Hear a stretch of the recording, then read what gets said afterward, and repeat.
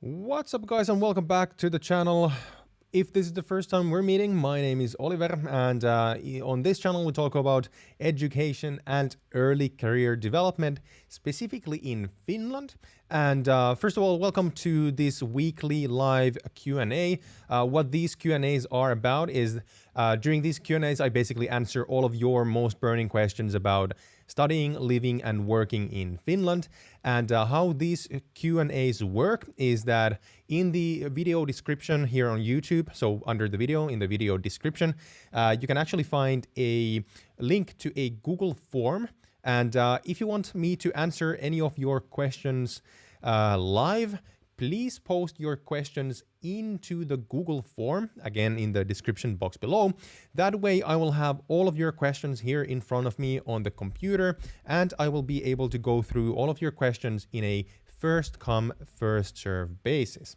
But before we actually jump into the discussion for today, I will link the live stream to our Discord server. And if you are not, for some reason, yet a member of our Discord server, I highly recommend that you join. The idea of the server is to work as a community for people who are interested in living and working and studying in Finland. And in the server, I post updates about upcoming videos and live streams just like this one, as well as we have a bit more personal discussion about these topics as well. So let me just super quickly link the live stream into the server, and then we will begin.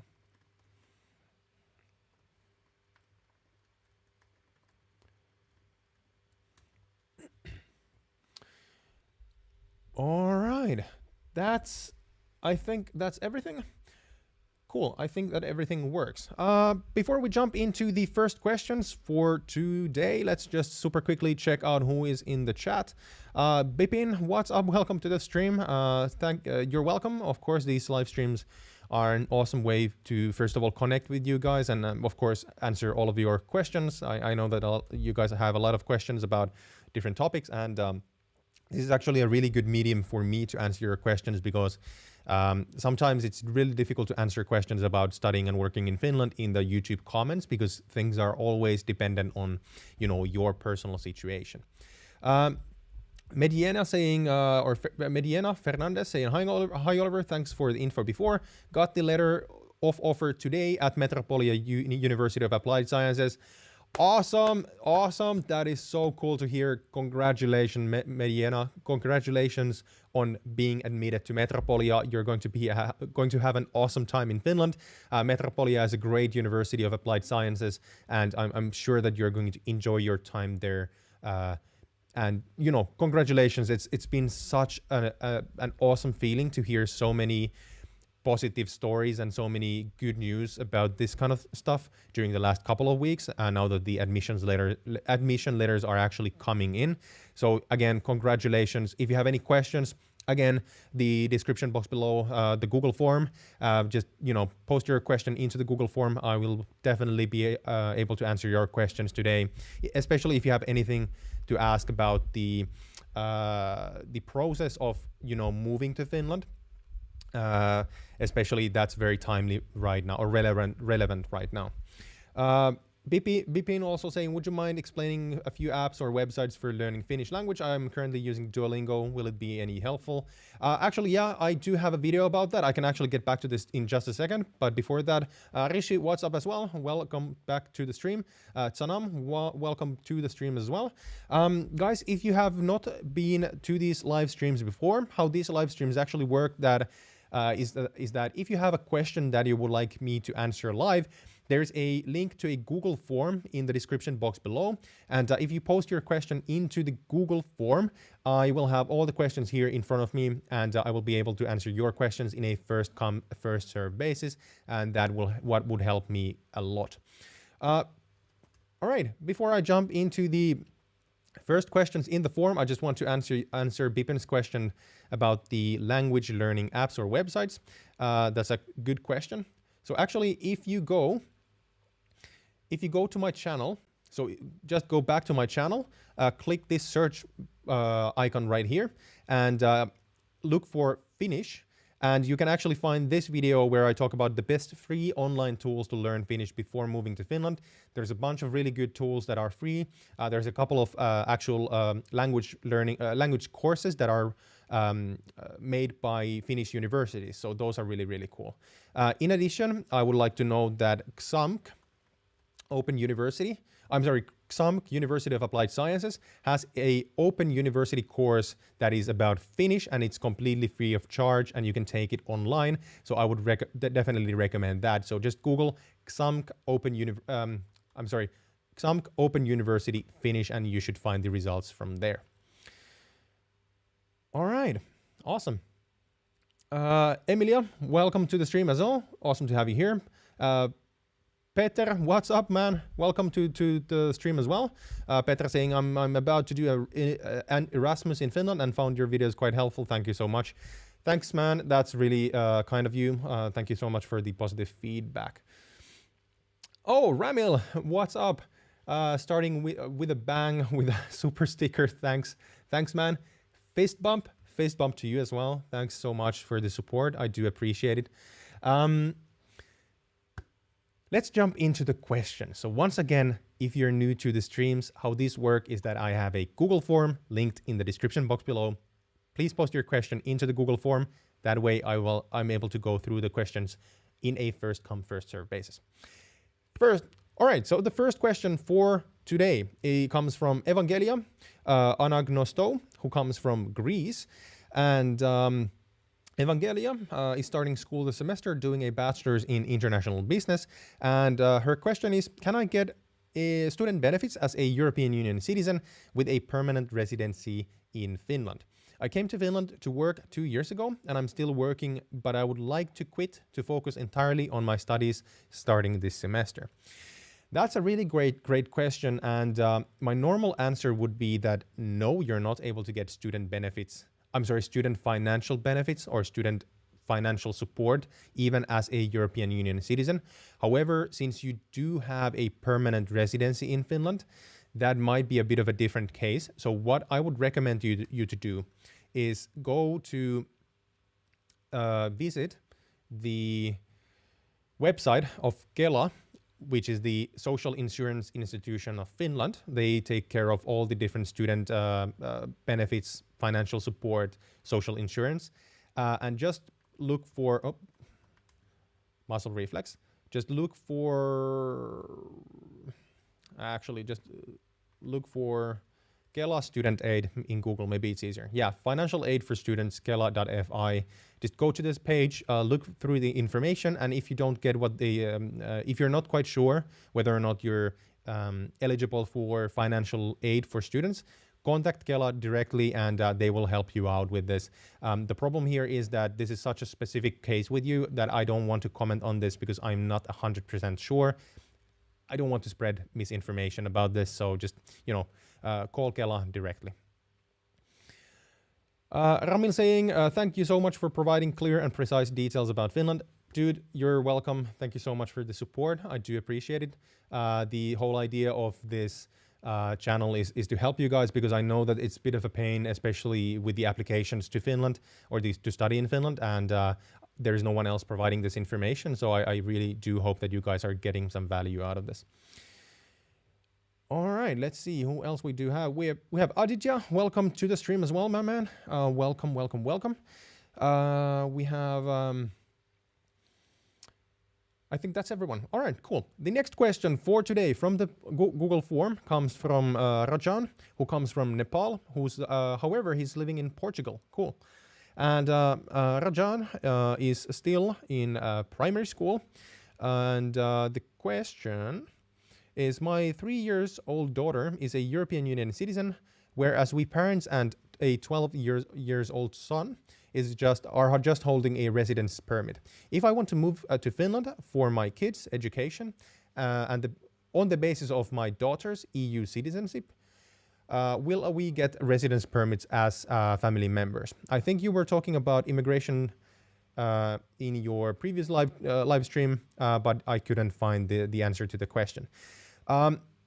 Great question. This is a very specific question regarding immigration, and considering that I am not a immigration specialist, I have no prior experience in, for example, applying for residence permits in Finland. So I will not answer this. Rather, what I recommend you to do is to please contact the Finnish Immigration Service, specifically via email, and ask about this from them directly, because they are the governing body that decides, makes the decisions about immigration residence permits, and they are the only source that I would trust in this case, because this is such a specific case. So that's everything that I unfortunately I'm able to say about this. Who else do we have? We have new people coming in. First of all, yes, what's up? Welcome back to the stream. You're not late at all. I'm actually late myself. Shubham, what's up? Welcome to the stream as well. Sabur, welcome to the stream, as well as Depayan. Welcome to the stream as well, my man. Welcome, everyone. Guys, if you have any questions that you would like me to answer live, please post your question into the Google form as always, and I will have the questions here in front of me. I already started going through some of the questions from last week, and I think this is the first question from this week, coming from Nelson from Canada. And Nelson is applying to do a master's in agriculture and forestry at the University of Helsinki. Nice, good option, or good choice. The question from Nelson is, hey man, big thanks for all of your work on this channel. You're welcome. That's what I do. Can you explain what the process is for scoring applications and ranking them? More information for context, but you don't have to read this if it's too long. I just got a rejection email from the admissions office, but the scores on my application essays and grades and such were quite good. They also ranked me 11th out of 265 for a program with 20 spots. I feel like an idiot, but I don't see how being 14th leads to a rejection. That's interesting. So wait, what? They ranked you 14th out of 265 and they took 20 people in. That's really weird. What I would do is I would actually contact the University of Helsinki directly and ask about this. It might be that you're on the 14th queue spot. So basically every single year people reject their offers. So there's a queue of people who had would have the spots if someone actually rejects their offer. So it might be that you're 14th in the queue, which would mean that you're the 34th in total of the applicants. So I would contact the University of Helsinki directly about this just to make sure. But to answer your overall question, unfortunately, the problem with the admission rankings or application rankings is that there's no way of saying for sure or telling for sure how they're actually ranked and on what basis. This information simply isn't public. So unfortunately, this comes up quite a lot. People want to know the reasons why they weren't accepted. By the way, which I'm really sorry to hear this, first of all. But again, I cannot comment on this because it's not public information. So yeah, that's all I can actually say on this for now. I'm sorry to hear that. But yeah, contact the university directly, and they might be able to give you some kind of some sort of an answer at least. The next question comes from Leo from Finland, and Leo, once again, is actually Finnish, and he's still in high school, but is going to be applying for a bachelor's in data sciences at Aalto University. And the question is, what minor degrees can you pick in Aalto as an engineering student? That's actually a really interesting question. I don't know the answer to that. Depends on your major, basically. So the program structure at Aalto University is a bit more strict in some programs. With some degrees compared to others. So, for example, with business degrees, the structure of the curriculum of the program is quite flexible, and you're actually going to be able to make choices quite freely. However, there are some programs where the curriculum is a bit more strict in what you can actually take. So let me just really make a really quick search here. So actually what you can do is you can go to just Google Aalto data science and then look at this into.aalto.fi link. This is basically the intranet for Aalto University. You can access many of the pages without logging in, but there is some information that you cannot access without being a student. So what you can, for example, access here is that you can actually see the curriculum for this program. So what you can see here is that you have data sciences, the curriculum, basic studies, then you have your major, and then you have actually nothing else. So that's actually pretty interesting.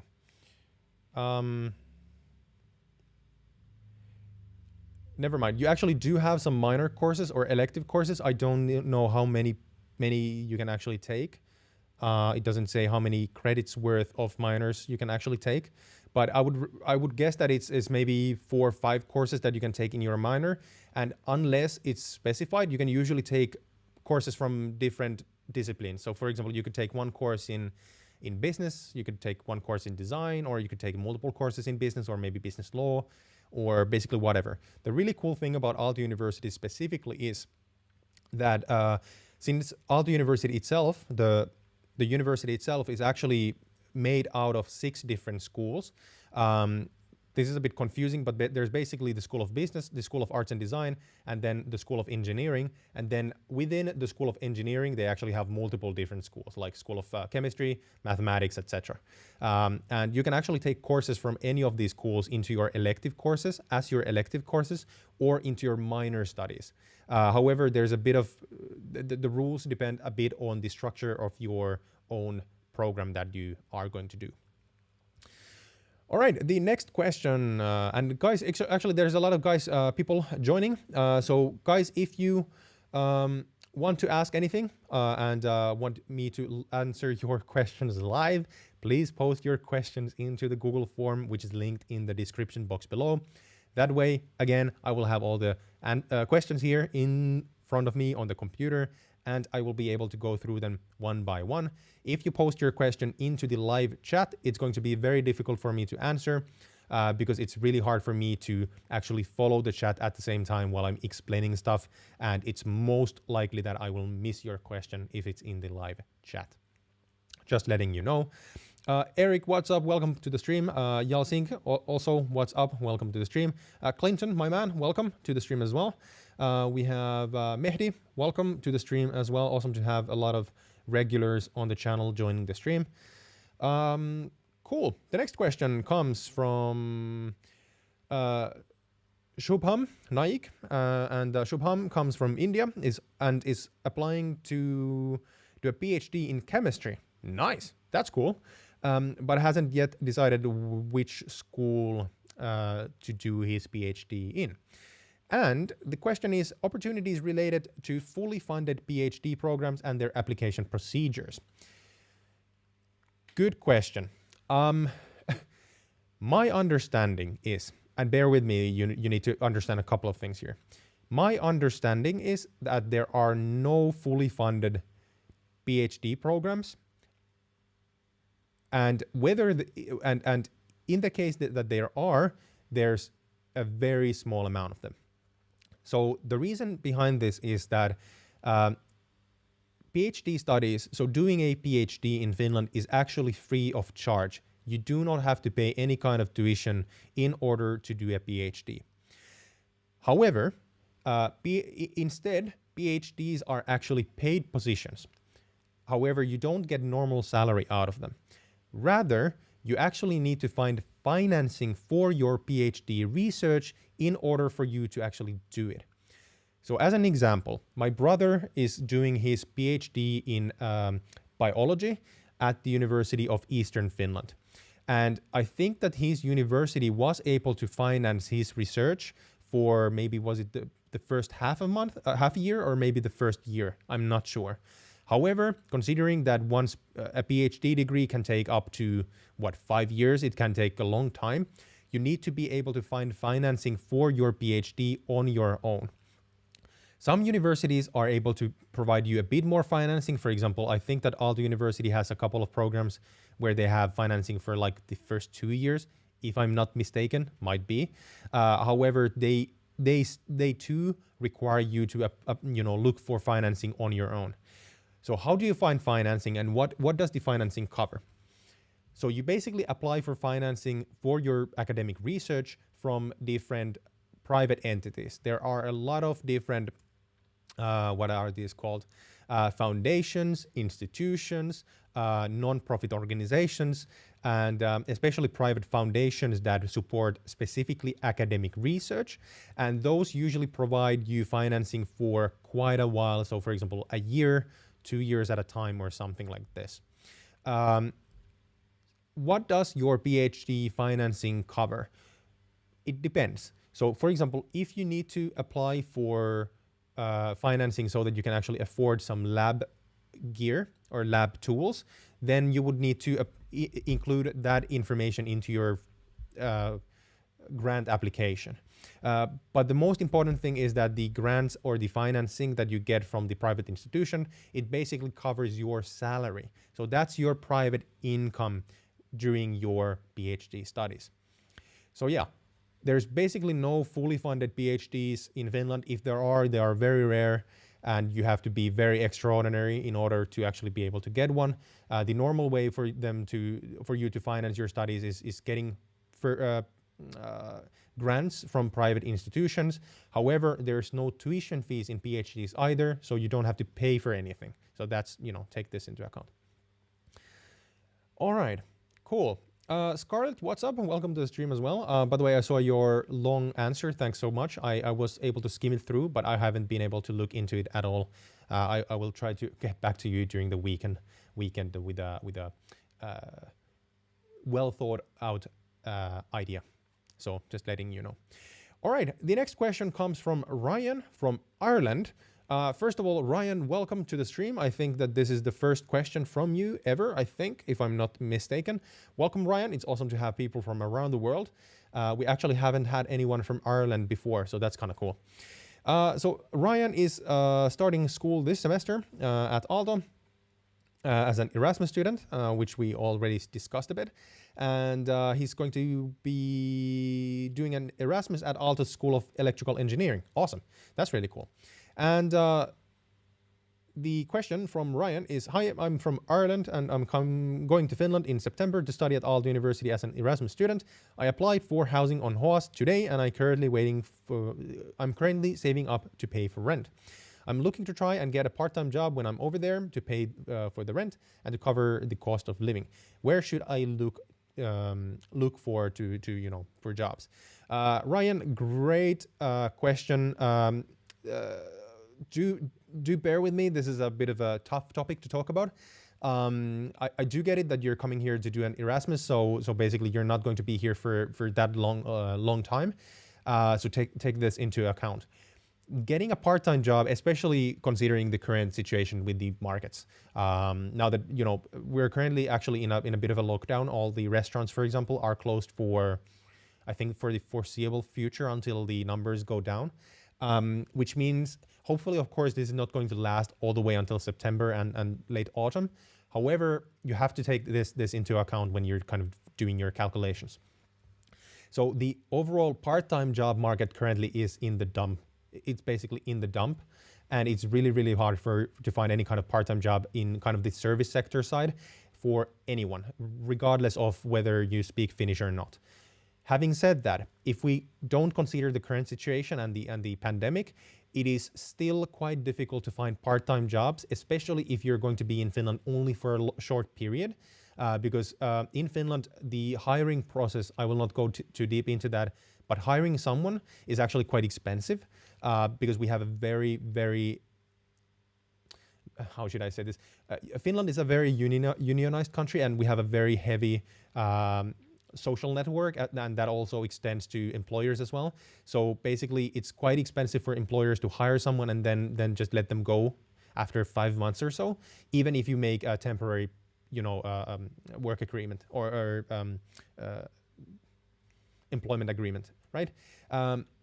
So take this into account. It's not easy to find a job, especially to pay enough to cover, all of your rent, for example. That's please save as much money as you can, because you're not able to pay all of your rent with a part-time job.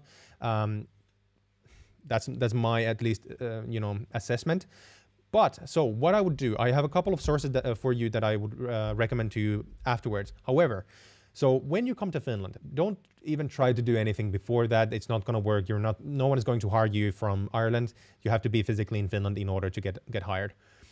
So what I would do is basically, once you come to Helsinki, wherever you live around the capital region, put on a pair of good shoes, print out a bunch of CVs, practice a 30-second pitch for yourself, and walk into every single cafeteria, bar, restaurant, grocery store, clothing store, what have you, every single store or place that is working in the service sector.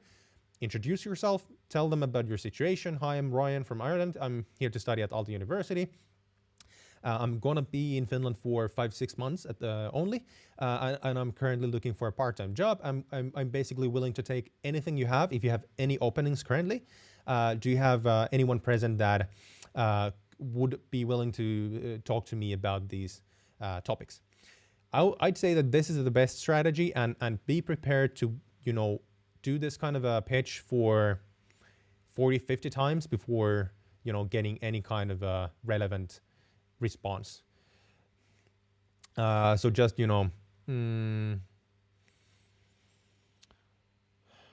just a moment. All right. Yeah. So just be prepared to actually do a lot of legwork in order to get any results, because it's going to take a lot of work for you to find anything. So that's what I would say. On top of this, and this actually applies to every single one of you who want to do any kind of part-time work during your studies, whether you are here for 2 years, 3 years, 5 years, or just 6 months. If you go to my channel and go down and check out this playlist right here, binge watch all the videos in this playlist. I have a lot of different resources. For example, this video right here, how to find a part-time job as a international student in Finland. I actually go through 15 different ways that you can actually find a job in Finland, specific websites, specific recruitment services, specific job hunting mobile app, etc. So all of those, start using them right away when you come here. So I think that's the way for you to actually maximize your opportunities to landing a job. All right. Cool. Thanks for the great question. Hopefully everyone was okay with the long answer, but I think this is an important topic to talk about, considering that it's a very critical topic for many people. All right. Cool. The next question comes from Fa from Thailand, and Fa has not yet decided whether or not she wants to study in Finland, but is interested in doing a master's in data sciences, and is looking into the University of Tampere as well as Aalto University.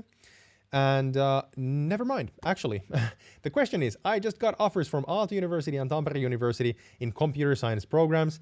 I kind of struggle which university I should accept. At Tampere, I can apply for a 50% scholarship. However, at Aalto, I did not get the scholarship.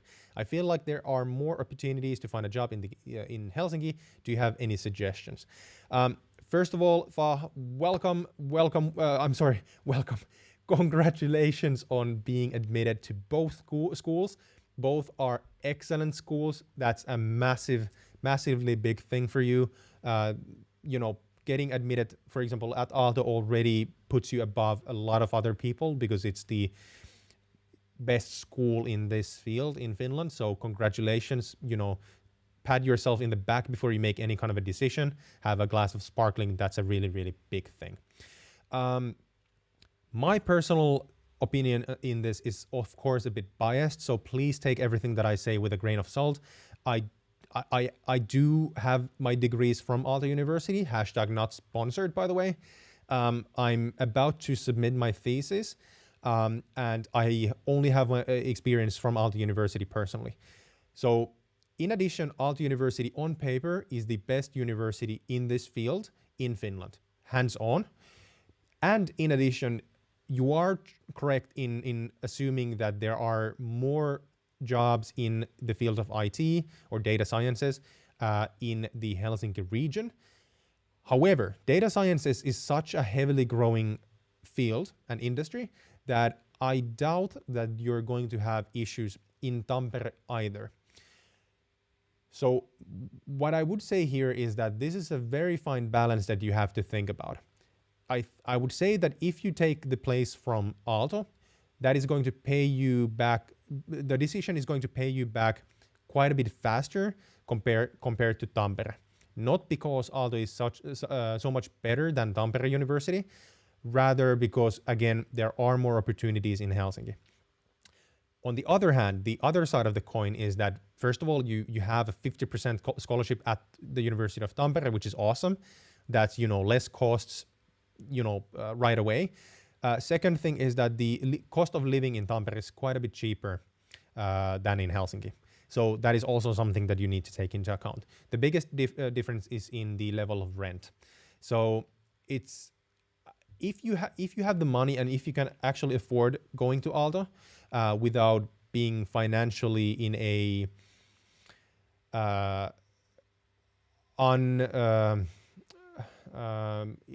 without being in financially bad situation, personally, I would recommend you looking into Aalto and maybe selecting that as your option. However, if you feel at all that your financial situation doesn't allow it, I think that Tampere is an excellent opportunity for you, or choice for you as well. And I can highly, highly recommend it as a university. Again, I'm a bit biased.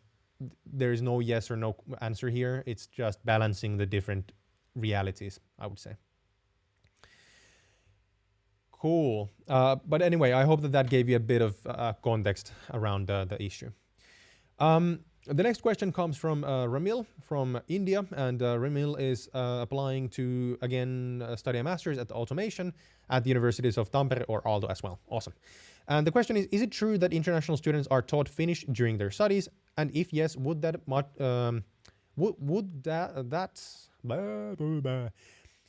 and if yes, would the proficiency that you gain during your studies be enough to apply for jobs after a master's degree? Great question. This is a really, really good question, actually. Never answered this before. So yes, it is true that you will have to go through, again, I have experience from Aalto, and I've of course gone through a couple of other curriculums from other schools as well. So I have a general idea, but this most likely doesn't apply to every single university in Finland. However, my understanding is that when you come to study in Finland as an international student, you have to take at least a couple of mandatory courses of Finnish regardless of the school. These are only basic level Finnish courses, so you will not get to such a level of proficiency that you would actually be able to work in Finnish. However, they will help you integrate into the society, and they will definitely help you in your day-to-day life. So no, the mandatory courses that you have to take will not get you to a proficiency level where you can work in Finnish. However, this does not matter because, for example, in your field, in automation, especially if that's automation engineering, you do not need Finnish in order to find work. So you have to take this into account.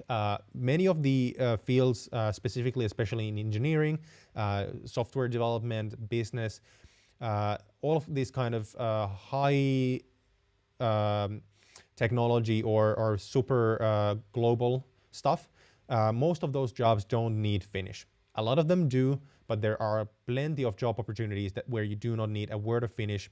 And of course, it helps that you know at least some, because that's always really Finnish people usually get positively surprised when you talk to them in Finnish, at least a couple of words.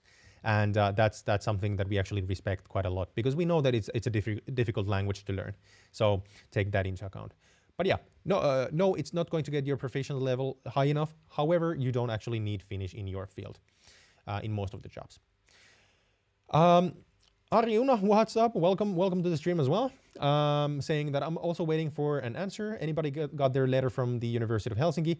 I do know that some people have gotten their admission letters from the University of Helsinki, but this actually applies for every single person here in the stream as well as in the replay. Do note that the universities are not able to send the admission letters to everyone at the same time. So please be patient. In my understanding, most of the universities have a final deadline of June 4th, I think, by which you have to get your admission results.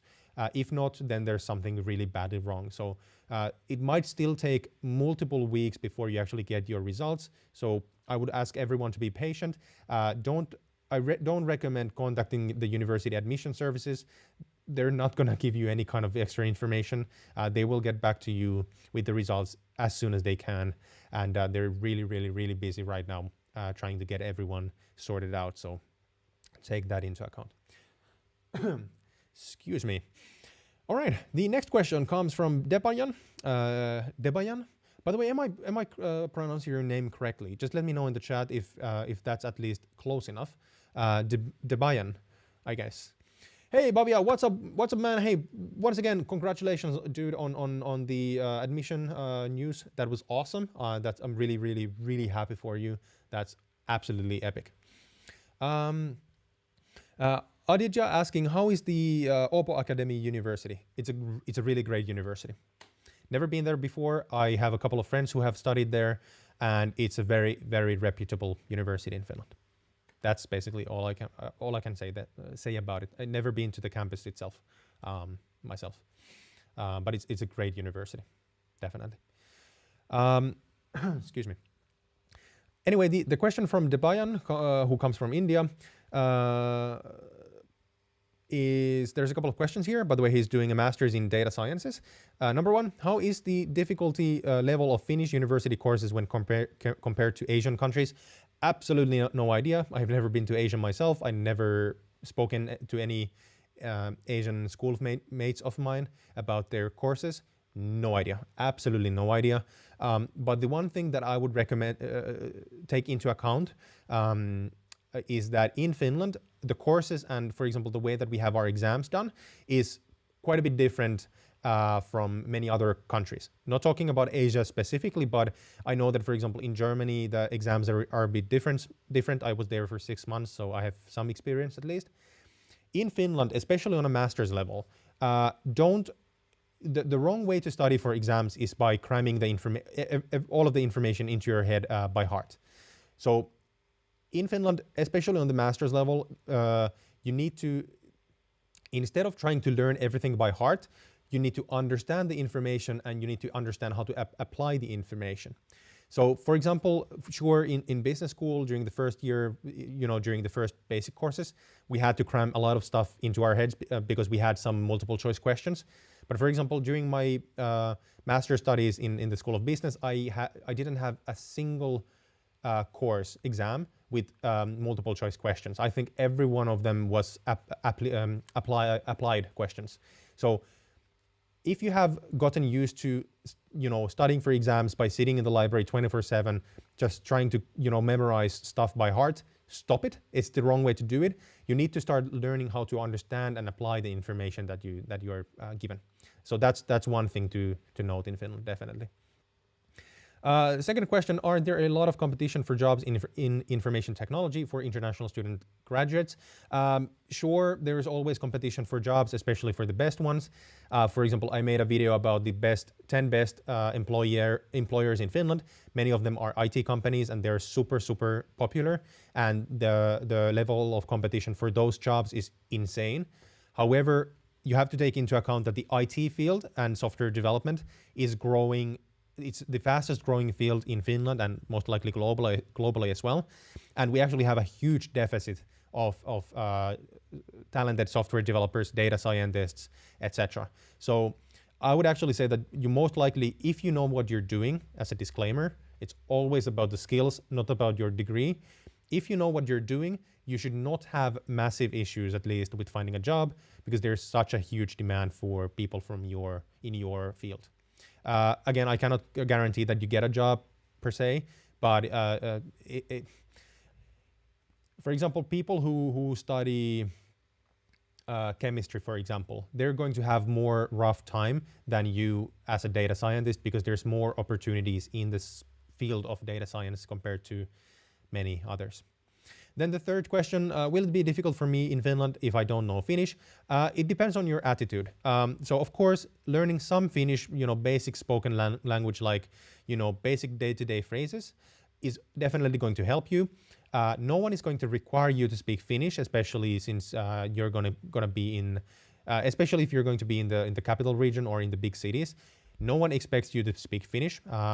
Most Finnish people, especially the younger generations, we speak, super fluent English, and I would say that if you for some reason don't want to learn Finnish at all in any circumstance, then it might be a bit difficult for you because of course it helps you quite a bit to integrate into the society. And I say that the biggest problem is going to be in understanding the local habits and society, getting to know people if you don't know a word of Finnish. But in terms of, for example, work, no problem. You don't need Finnish to find a job as a data scientist. There's a lot of global companies, multinationals. There's a lot of growth companies, startups that work in data science. They don't care at all if you don't speak Finnish. So take that into account. All right, awesome. Let's see. Let's jump into the chat super quickly. Valentin is actually saying it is really great in computer science in my field. I love it as an exchange student. Oh, right, talking about the Åbo Academy or Åbo Academy University. Yeah, it's a really good university. Debayan saying that yes, I'm pronouncing the name correctly. I'm going to Åbo too. Nice, awesome. Actually, we're getting a lot of people in the same schools. That's cool. Maybe you guys should hit yourself up at some point and try to contact yourself or each other. Let's see. Aditya saying thanks for the information. You're welcome as always. Harry saying for those who applied to the University of Helsinki, you can check whether your score is already before the official letter that the university sent you. Oh, that's actually interesting. So apparently you can check your scores for the application prior to the admission letter coming in. I actually did not know that. That's interesting. And Bobby actually asking from Harry, Harry, if you see this or hear this, how do you actually do it? So if you want to let Bobby and the rest of them, everyone else know.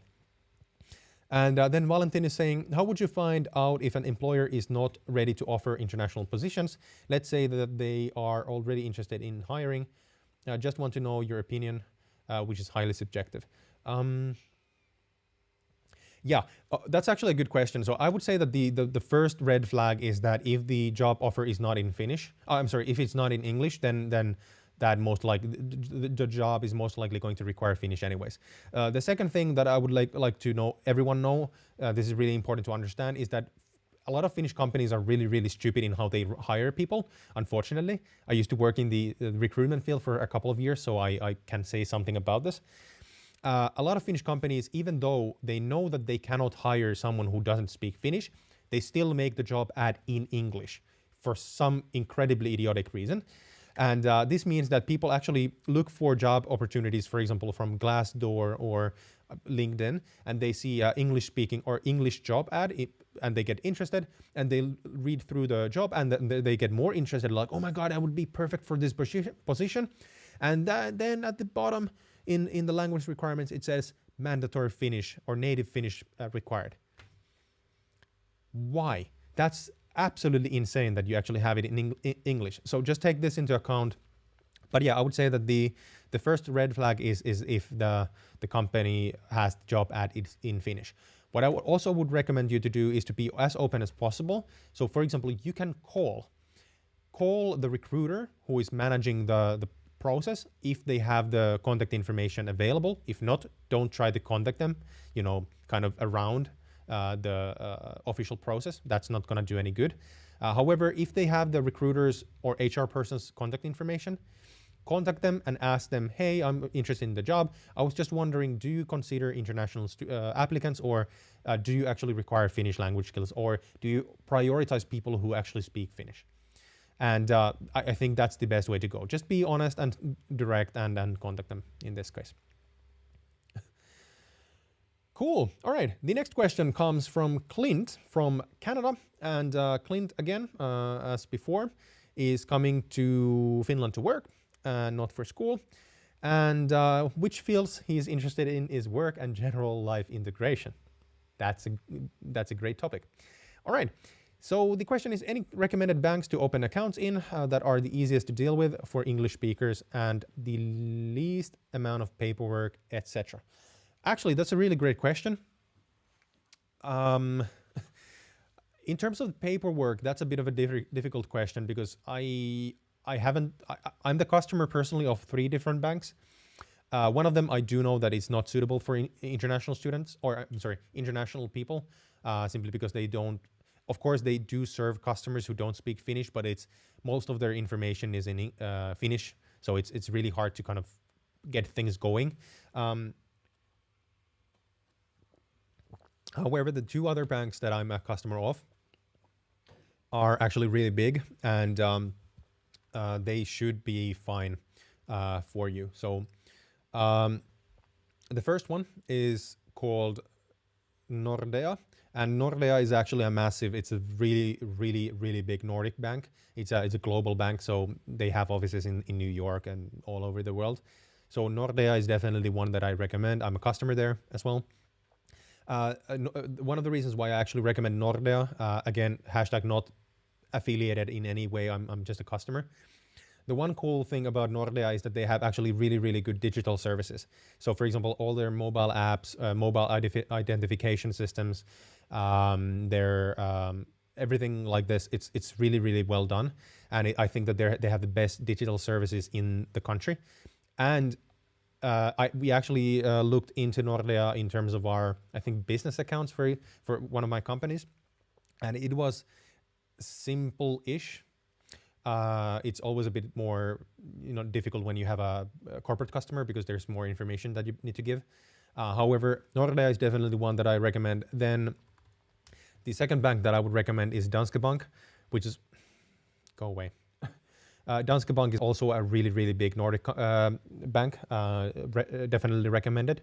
I think that you should try with these 2, or I'm sorry, you should start with these 2. There are other options as well. For example, OP. Yeah, it's OP Bank, or OP is one other option. But personally, I don't think their services are, or at least, for example, the website is not as easy to navigate in English as, for example, Nordea and Danske Bank. Just, the first impression. So I would say that OP is one option, of course, but I would recommend that you start with Danske Bank or Nordea. In addition, actually, Danske Bank has a couple of really interesting digital services that are not tied into your bank account per se.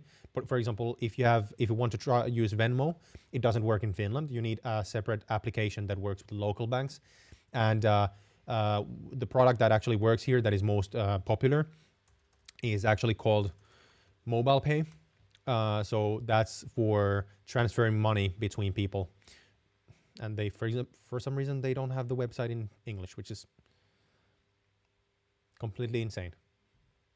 Yeah, well, that's stupid. That's stupid. It doesn't matter. The application is in English, so that's fine. And Clint, just to let you know, the mobile bank, the transfer app actually works with any bank in Finland, so that's totally cool. You just need to make yourself an account there within the app, so that's totally fine. All right, the next question comes from Muhammad Zabur Ahmed, and Muhammad is from Pakistan and starting school at Aalto University doing a master's in chemistry. And the question is, due to COVID-19, if I fail to get a visa appointment before the start of the academic year, can I still be able to start my courses online? I have been admitted to Aalto University. First of all, once again, congratulations, man. That's awesome to hear.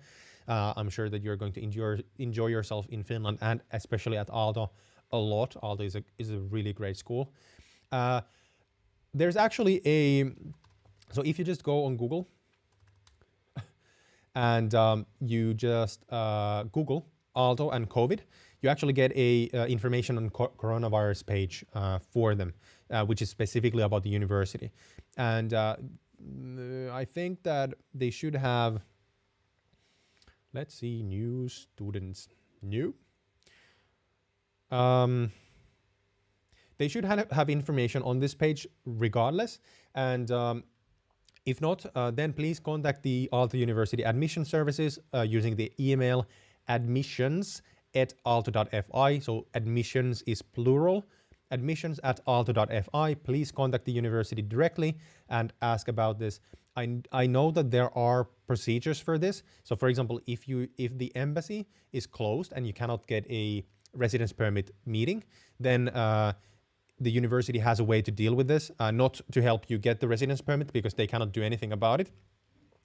But for example, you could postpone your admission, at least last year, not sure if it's possible this year, or you can start your school online.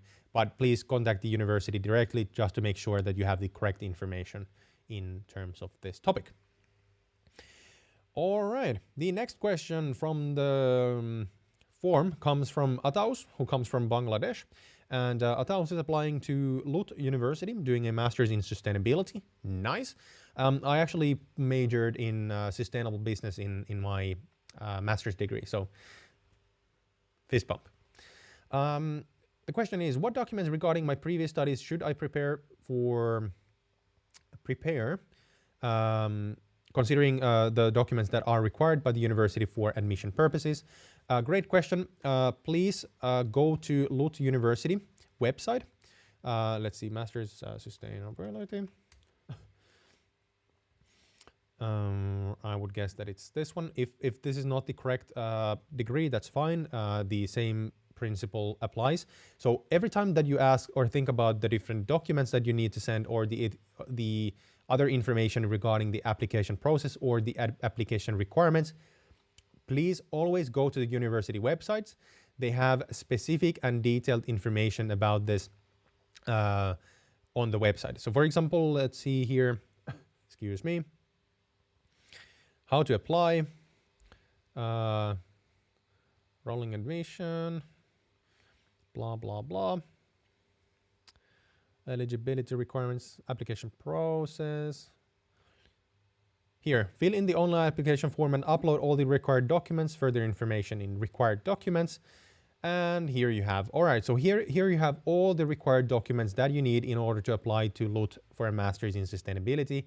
Again, you can either check out the URL here if you freeze the frame, or you can just, again, the way that I found this is you can Google, just Google your university, the master's, and then sustainability, and then go to the website and how to apply,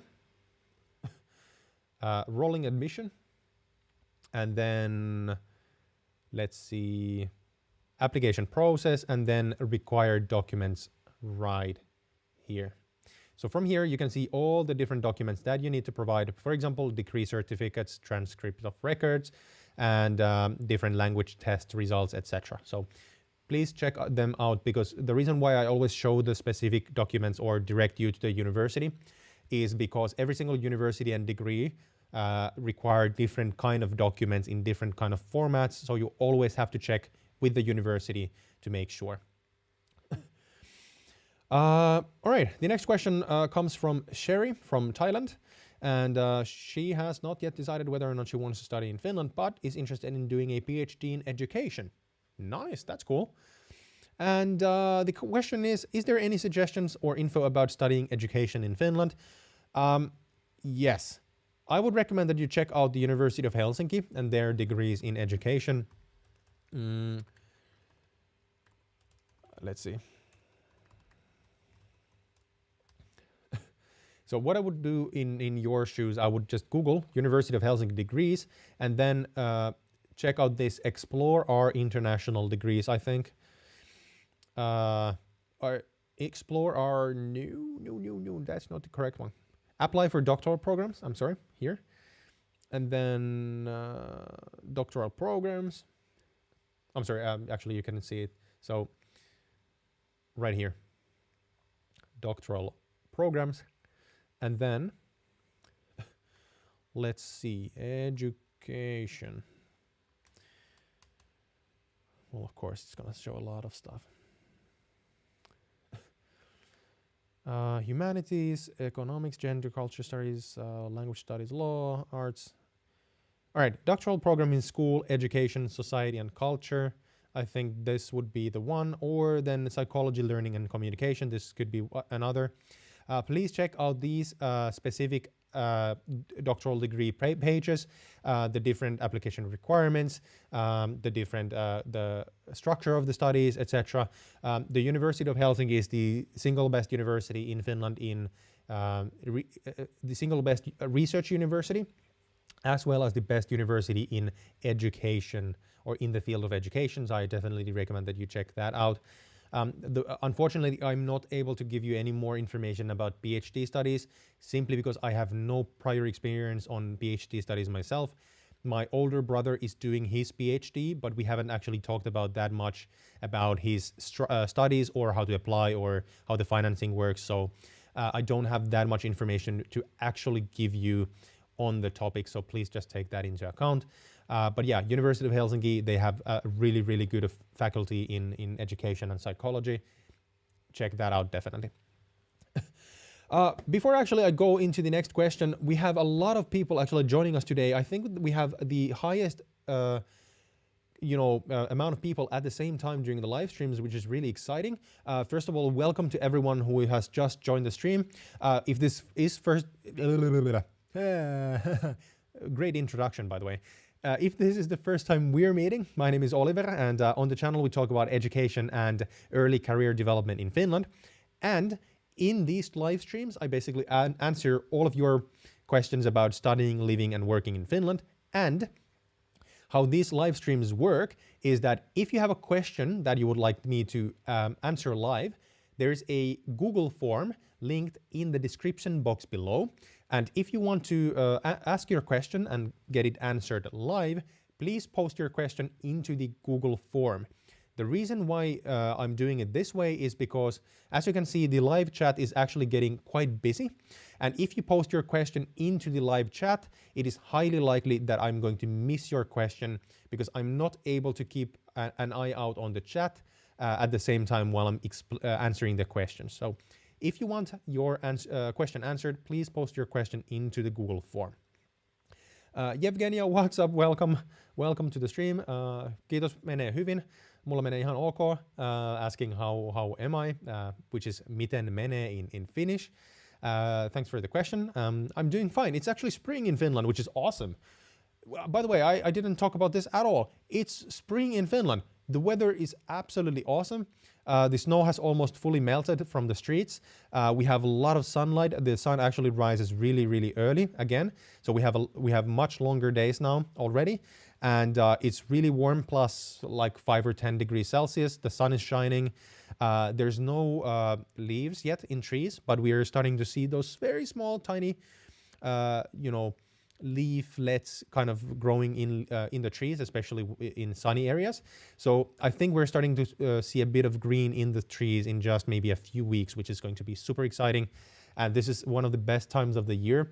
After a long, cold and dark winter, you start feeling the sun on your skin, heating, and you can actually take off your you don't have to have your winter clothes on anymore. You can actually change your wardrobe to your spring clothes, jackets, etc. So that's really, really cool. But yeah, I'm super happy about this because spring is one of my favorite times of the year because the change is so drastic. So yeah, I'm doing well. Thank you very much. Anyway, the next question comes from Eric, and Eric is once again from South Africa. Eric has been super active in the live streams recently. By the way, thanks for the question and comments in the videos as well. I do appreciate it. And Eric is coming to Finland to work, not for school, and in the field of IT. And the question is, do you know of any trustworthy online websites / tutoring platforms to learn Finnish? Not referring to the free ones that you've already mentioned, but rather the ones that you get that get used to a certificate, for example, A1, A2, etc. Great question. Yeah, there are a couple of platforms where you can basically get one-on-one tutoring from certified language teachers. So let's actually see. What was it? I need to check this.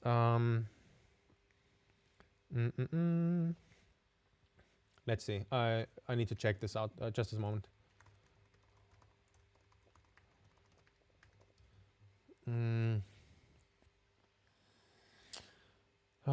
Just a moment.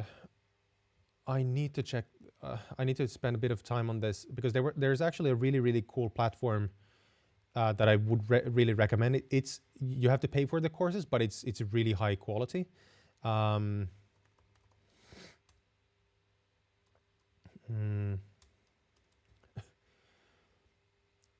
Blah blah blah.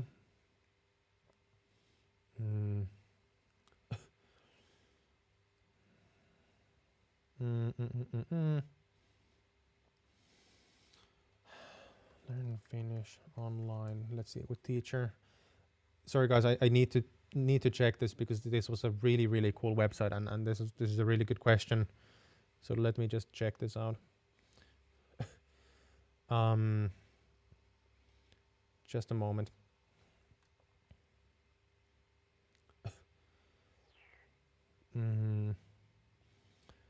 So basically what I'm looking for is that there's a website where you can basically get one-on-one coaching in Finnish, and the cool thing is that the all of the teachers that actually are teaching on the site are certified Finnish language teachers.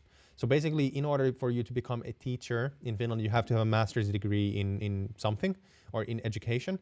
And these people are actually educated, or they have a degree in teaching. So it would be a really good course. I cannot find it. I will get back to you, man. If you could actually, Eric, if you could send me a message about this, I will look this up. I cannot find it right now, so I don't want to really spend time here. But there's specifically one platform that I really recommend. Actually, the second thing that I would recommend you to do is look into Aleksi himself's Finnish language course. It's actually a really cool course because he teaches Finnish specifically from the perspective of spoken language. So while normally when you start studying Finnish, you start usually with the book language or the grammar. And basically book language versus spoken language, what it means is basically when you're taught Finnish, you are taught basically the official Finnish language. However, how we actually speak language, how we actually speak Finnish is slightly different. There's a bit of slang terms. There's we bend the words a bit more. We actually, a lot of Finnish people, just discount the grammar completely and just go all over the place. And Aleksi has a really cool course because it actually looks at the Finnish language from the spoken Finnish perspective, and he has a lot of really interesting modules there. And I think you can actually find it from Teachable. So if you go Teachable and Aleksi himself, I actually do have an affiliate link to it, but I actually don't remember where it was, so just skip that completely. Go to Teachable, Aleksi's course, and check it out. I think he has a free intro where he explains what is included in the course, so that's one. But then Eric, again, contact me, for example, just leave a comment somewhere on the videos and I will get back to you and send you the link afterwards. I think that's the best way to go. Anyway, to move forward, the next question comes from Adam Fekti, who comes from Hungary. And Adam has not yet decided whether or not he wants to study in Finland, but is interested in doing a master's in human resources. All right. And the question is, can you receive unemployment benefits from the so-called UTK fund, so which is, let's see, I actually have no idea because I don't know what the UTK fund is. Työttömyyskassa. Oh, right. Okay. No, you cannot. Basically, no, you cannot. So basically what we are talking about, unemployment benefits in this case. No, you would need to actually be a member of the kassa or the UTK fund or the beneficial. You would need to be a member, and you actually need to work for full time for an X amount of years in order for you, or X amount of time for you to actually get benefits out of it. In addition, I'm not actually sure if you're able to join it as an international student. So no, you're not able to get any financial benefits from there if you're a student here, because you're not unemployed, you're a student.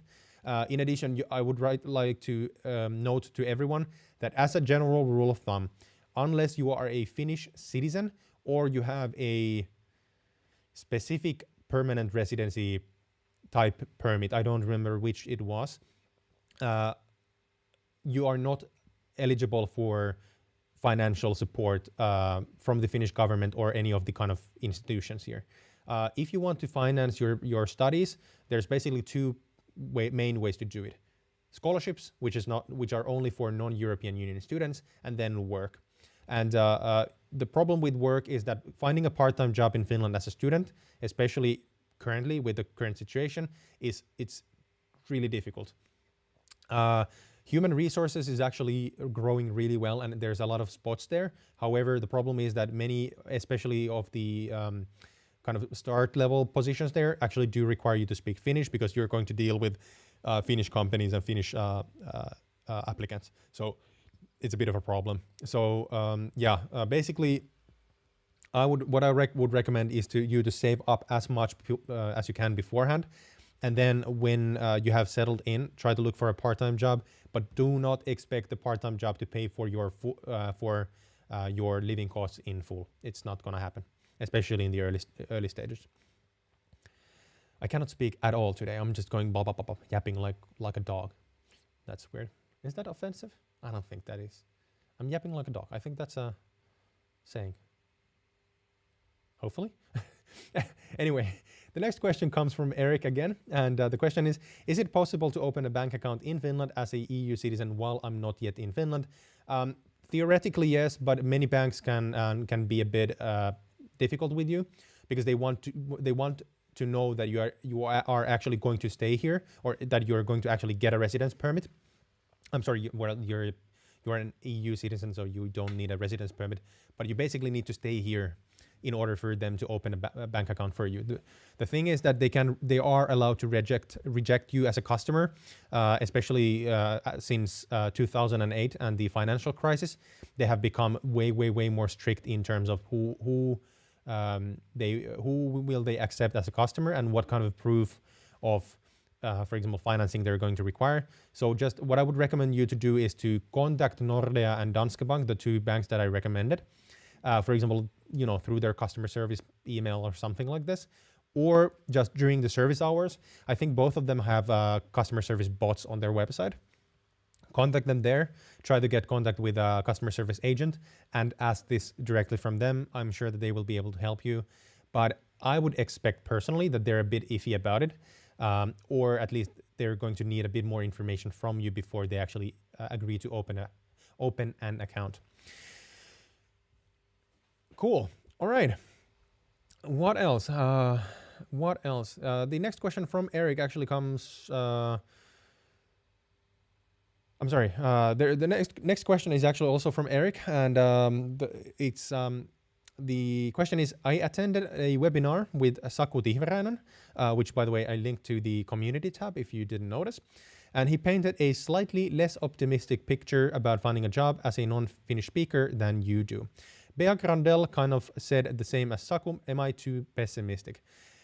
So basically, Saku and Bea are both correct in what they're saying. They have a lot of experience, and I actually interviewed Saku on my channel previously.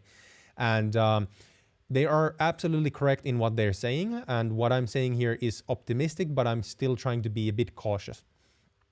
So the problem that a lot of people face when they come here is first of all, especially when talking about students.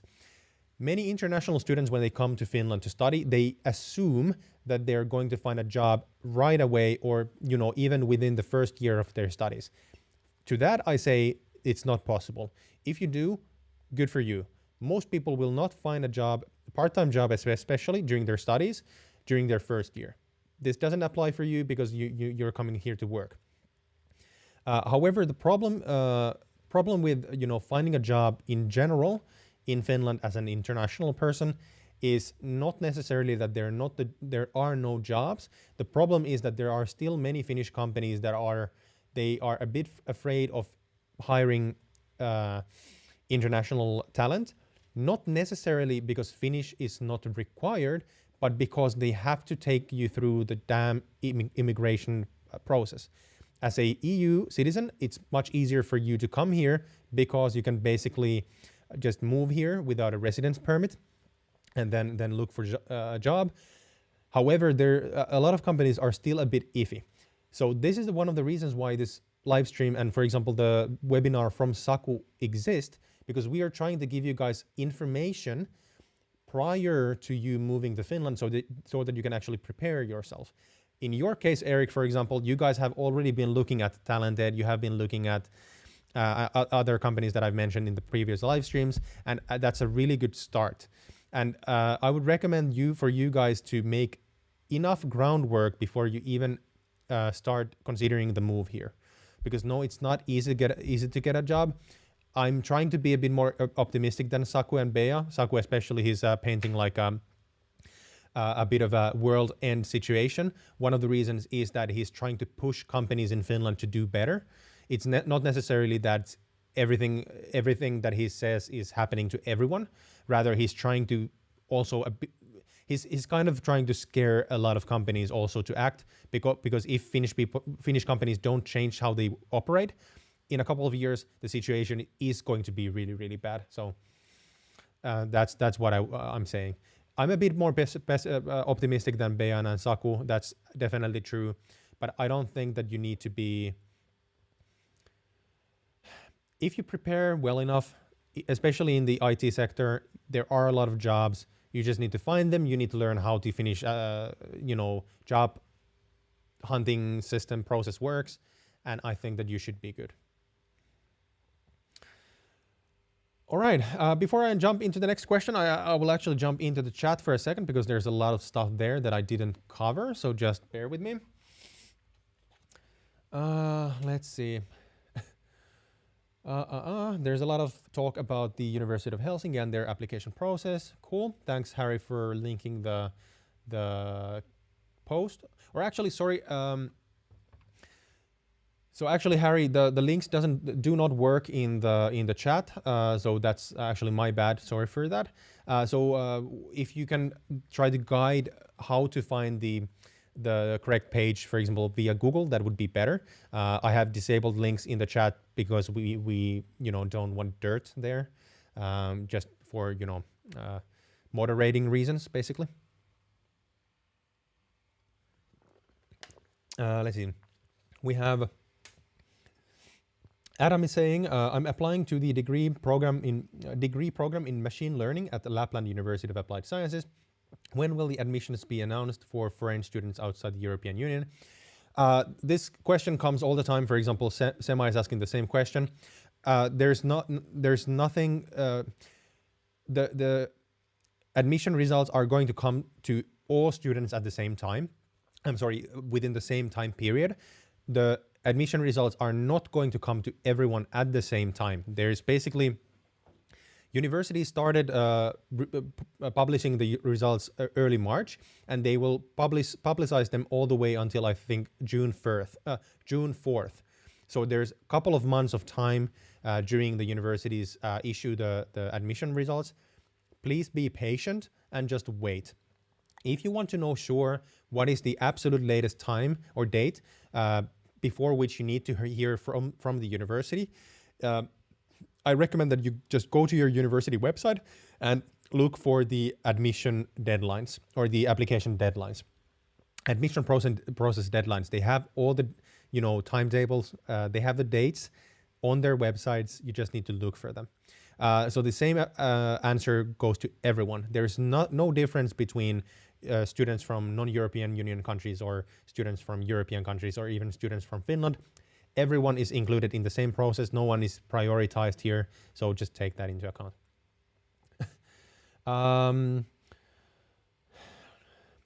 Aditya asking about the banks actually. Hey Oliver, what about the digital banks like N26 and Monies? I would not recommend actually using a bank like that as a primary bank in Finland. The reason being that you actually need a Finnish online banking ID in order to access a lot of different services. So these global online banking services like N26 and Monies will not work. In addition, if you want to transfer funds, for example, it's much easier for you to do if you have a Finnish banking service. They are not expensive. Just get yourself a Finnish banking service from one of the banks that operates in Finland. That's basically one of the. It's almost mandatory, I think, if not mandatory, to get a Finnish banking service if you're going to stay here for a longer time. In addition, if you use these kind of online banking services, or you, for example, use different mobile apps to pay contactless payments that work in your country, do note that most of them will not work in Finland anyways. For example, Apple Pay, Google Pay, they work in Finland perfectly. However, if you have like a contactless payment service that you use, for example, in India, it's not going to work in Finland. You have to get local services in order to work them or use them here. So just take that into account. Kay Bolger saying, hi Oliver, great stream as always, thank you. I'm a Moldovan citizen, non-European Union, and actually working in Italy for the last 13 years. That's cool. And I have good skills in my field. My Finnish employer cannot make a contract with me because he found out that he has to place an announcement first on Finnish territory then in the European Union territory for a month. If nobody will be found, then he can make a contract with me. Crazy situation. Is it normal? Thank you. Yeah, that's unfortunately normal. So many companies in Finland, actually, there's a kind of a hiring prioritization system. So unless it is a position where you can actually fill with Finnish people, you cannot hire from abroad just like that. It's unfortunate. It doesn't apply in every single situation, but in most cases, yes. It's really crappy, but it's also good for the local economy, especially if those jobs are something where we have plenty of people from Finland. However, for example, in the field of IT, that's not going to happen in every single case because there are we have a huge demand for IT experts, developers, data scientists, etc. And that system is not going to apply every single time. Or if it applies, the company is not going to be able to fill the position anyway. So you just have to wait through the process. So yeah, it sucks. I know it sucks. The Finnish immigration system, in terms of when you apply just to work here, it's completely insane. It has actually, the Finnish immigration service, not to crap too much on them because they're really understaffed, but the Finnish immigration service has actually gotten a lot of negative feedback from a lot of really big Finnish companies and business deciders or leaders, because the immigration system for, international experts is freaking insane. It takes way too long of a time, and we actually are in a lot of trouble because of it, because we're not getting enough talent into the country, especially in growing fields. And many companies are actually in a lot of trouble because they cannot find, people that are talented enough in Finland. So, that sucks. Stupid situation. Adam Islam saying as well, I'm applying to the degree program in machine learning. Oh, actually that was already, never mind. What else? Sunil Saka saying, hi Oliver, I am a 42-year-old with 17 years of experience, out of which 10 years is SAP. I applied for a master's in Metropolia. Is my age barrier for getting admission? Please discuss this. Not at all. Your age should have no difference anyway in terms of your university admission. Absolutely no reason. I actually have multiple friends from school who started the school at the same time with me. For example, one of them was from Iran and he was way older than me. I have a couple of friends who started school when they were over 30, and a couple of them were changing careers from, for example, the restaurant industry. Another one had already a prior degree, master's degree. So your age should not be a problem at all. I highly doubt it. What else do we have? A lot of discussion, blah, blah, blah. Rishi actually asking about the financial benefits. I was talking about that, the fact that if you're not a Finnish national, you will not be getting financial benefits from the government. Rishi is asking actually a really good question. If that's the case, how come refugees and asylum seekers get financial benefits? Just curious. Because they are one of the exceptional, or those are actually a group of exceptions that have been set by the Finnish government, and I think that the European Union as well. When we're taking in refugees, they do get some very, very basic financial benefits, but that's, you know, I think they have some, I think those actually include some, what do you say? They actually have some requirements for you to apply for jobs. So you cannot just, you know, sit still and, you know, claim the benefits for yourself. You actually have to try to integrate into the society. But yeah, refugees and asylum seekers are a specific exception here. But of course, for them to actually get a asylum spot in Finland is really hard, and not everyone is accepted. So just take that into account as well.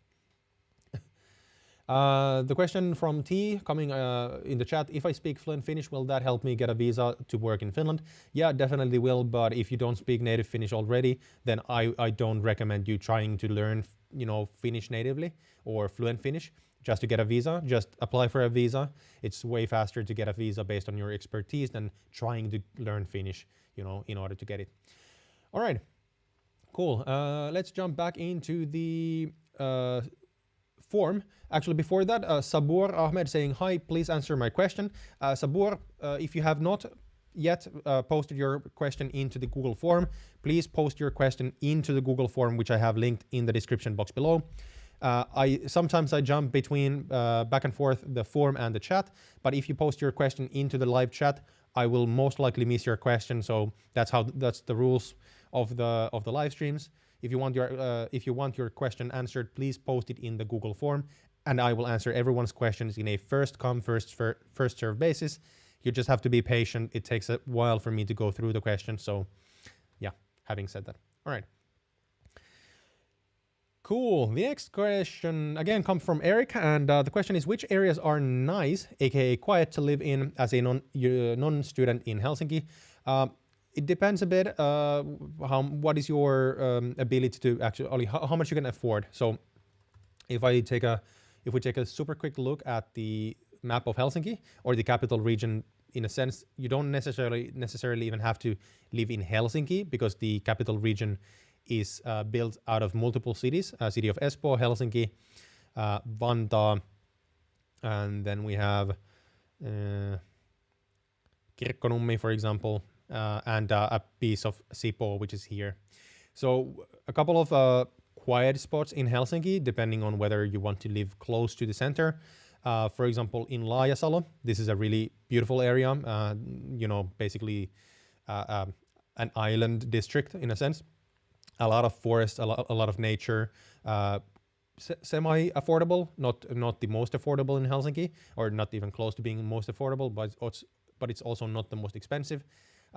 It's a bit more difficult to travel there. You get public transportation bus basically going through this main road and all the small roads here. And if you work in the center of Helsinki, either you should get a car, or you can take a bus to Herttoniemi right here.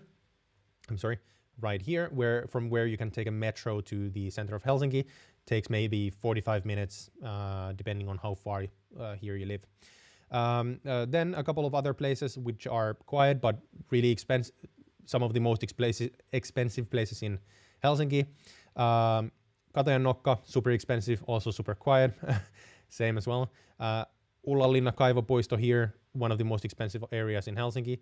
Punavuori, which is a very nice kind of, it's almost a hipster. It used to be the Finnish design district, as it says here, but it's nowadays a bit more like hipstery. Really quiet. There's a lot of design stores, so there's not that many super popular large bars, for example. So it's somewhat quiet. I live in Verkkokauppa. I'm sorry, not Verkkokauppa. I live in the Jätkäsaari district here. Really nice. It's quite loud. It's not that quiet because they're actually building the area. So there's a lot of construction going on. Lauttasaari is lovely. It's a really, really nice place. Almost also quite expensive, but it's actually one of my favorite places. I would love to live there as well. Töölö is another district, really a lot of really cool places. Actually our parents live there.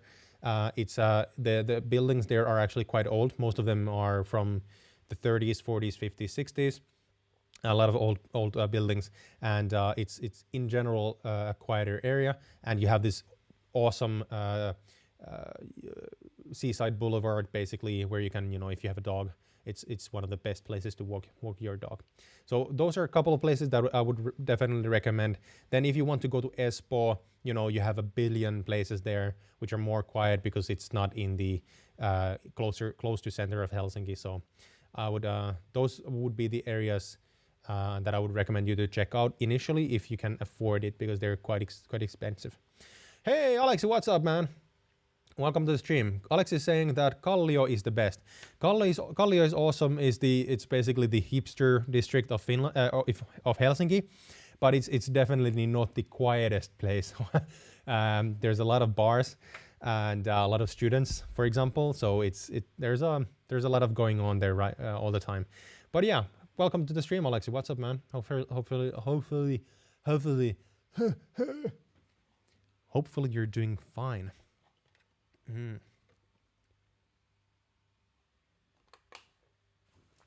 There you go. All right. Maybe have a drink or two every now and then. All right. The next question comes from Marvin Martinez, who comes from Bolivia. And Marvin is still in high school, but is interested in doing a bachelor's in physics at the University of Helsinki. Nice. Great option. And the question is, you said it would be almost impossible to study in Finland in Finnish, but if someone was up to the huge challenge, what would be the application process and the requirements, hypothetically speaking? First of all, I don't recommend even trying to get admitted to study in Finland in Finnish unless you are a native Finnish or Swedish speaker. Oh, all right, let's scratch that. Unless you're a native Finnish speaker. The reason is that when you apply to study in Finland in Finnish, you have to go through the Finnish application process. It's completely different from the process that you guys go through as international students when you apply for an English language program. So what this consists of, what the process actually consists of. So there's two ways to apply to university in Finland to study in Finnish. Either based on your Finnish high school final exams, which you won't have because you haven't gone to high school in Finland, and only those exams make you eligible to apply to study in Finnish. Your local high school degree doesn't make you eligible, so scratch that completely. So either you have to go to high school in Finland, or you can go through the so-called Finnish university entrance exam system. So basically when you apply, you would need to go through a super rigorous entrance exam, which is only organized in Finnish and Swedish. That's why I said Swedish also. So these entrance exams change every single year. They're field specific. So all business schools in Finland have the same exam. All medical schools in Finland have the same exam. All law schools, I think, have the same exam. I might be incorrect in that one. And the thing is that those exams are only in Finnish and Swedish, and the materials are also in Finnish and Swedish. And the other thing is that the time for you to study for those exams is only a couple of months. So the materials for the exams for the next year, I think they're publicized somewhere around New Year's, depending on the exam, and the exams are usually somewhere around spring. So you only have a couple of months to cram the information into your head for the exams. And you have to consider that depending on the school, the average admission rate for Finnish universities to study in Finnish is around 10%. For medical school, it's much less. For certain business schools, it's much less. But it's around 10% of applicants who are admitted through that process. And the exam is in Finnish, and the books are in Finnish. So you would need to speak basically native level Finnish even to be able to understand the material. And even if you understand the material somewhat, you would still have to learn it better than everyone else who is native Finnish speaker. So going through this process is absolutely stupid. I would never recommend it to anyone. I would rather spend that time studying for the SATs for 2 years and get full score from the SATs by this way you could basically get admitted to any school that you want. So absolutely no way I would recommend studying in Finnish or applying to study in Finnish. There's no way you can do it. And I have actually contacted Finnish universities about this and asked their opinion on this. And they have told me that, Oliver, you should never recommend this because statistically speaking, it is extremely, extremely unlikely that you will ever go through this process successfully. So yeah, just take this into account. All right. But yeah, good question anyway. Hopefully this answered, satisfied your question, but sorry for being blunt, but this is how it is.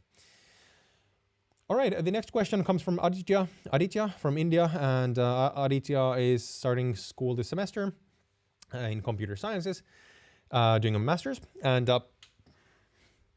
Aditya is saying, hello, Oliver. I have received an admission from the University of Turku and Aalto Academy universities for master's in computer sciences, and I have received a 100% scholarship from Aalto Academy University. Awesome. That's awesome. Congratulations. That is freaking awesome. Congratulations. But I have not yet received any scholarships from the University of Turku. So if you can tell me which university is better, and as University of Turku has a higher ranking, so should I drop the scholarship from Aalto Academy University? Good question. My recommendation is forget the rankings completely. They will not have any difference in your career. People stare at the university rankings blankly, but you have to take into account that the university rankings are usually based on academic research, not the level of education that you get. So in your case, I would not look at the rankings at all. The University of Turku is a really well appreciated university, but so is also Aalto Academy. So I don't think that there's absolutely any difference in terms of your career prospects in based on this choice. The thing that is going to impact your career opportunities the best is your school,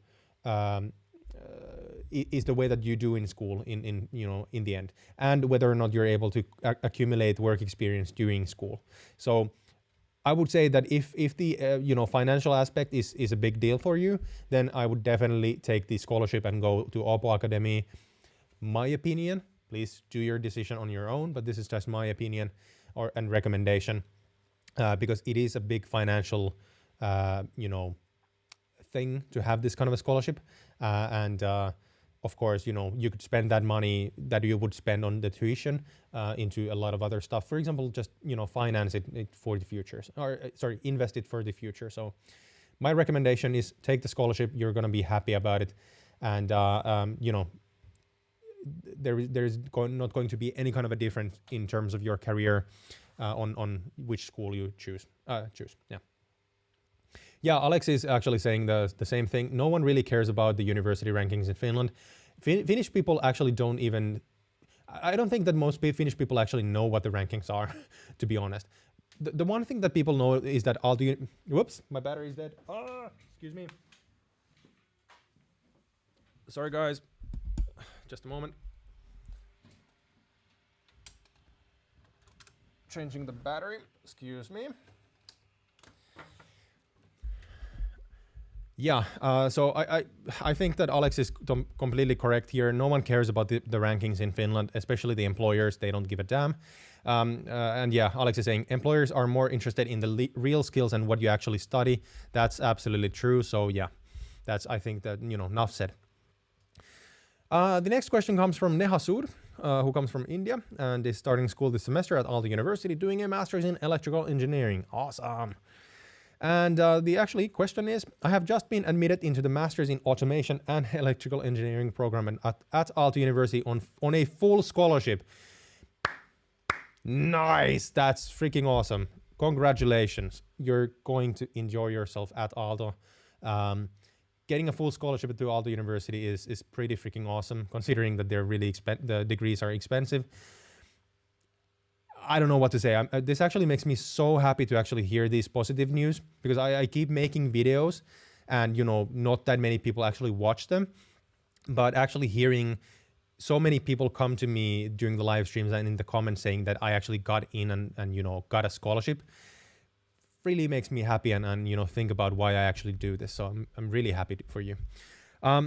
My question is, due to COVID-19 restrictions, how challenging will it be for people coming from other cultures and non-Europeans to live and understand the Finnish culture, work culture, working style, making friends, having healthy interactions with professors, and in future doing networking to get a summer internship or jobs?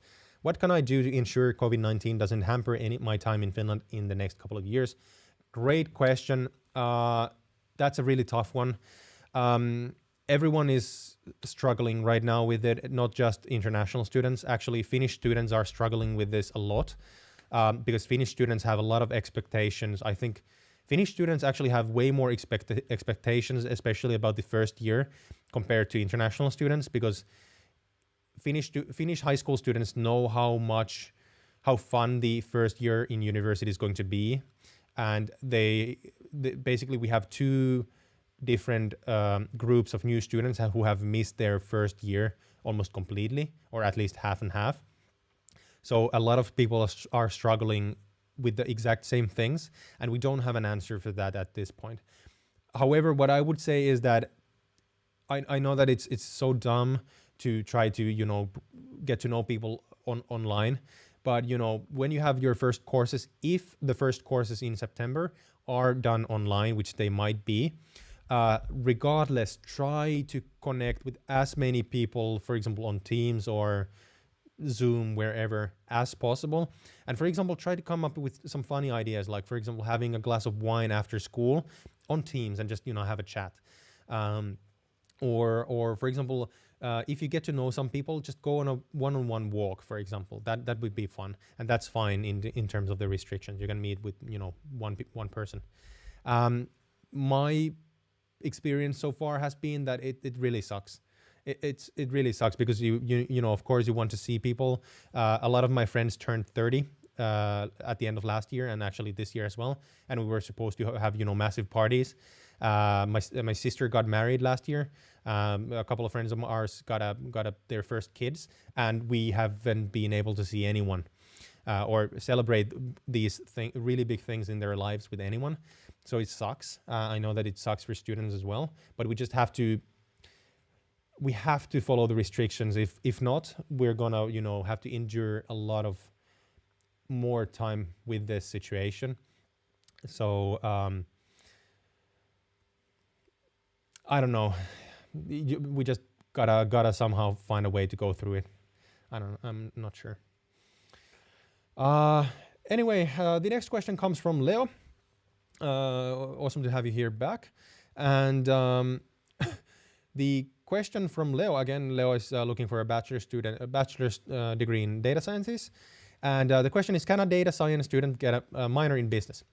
Yeah, Leo, I actually answered this in the very beginning of the stream. So depends on the curriculum and the structure of the degree. So what I would recommend you to do is Leo, if you're still live, let me know. Just Google. Excuse me. Just Google Aalto data science and then look for this link, this into.aalto.fi link. This is actually the kind of the intranet of Aalto University. A lot of the things that you can see here are actually available for anyone, but many of the pages are also login only.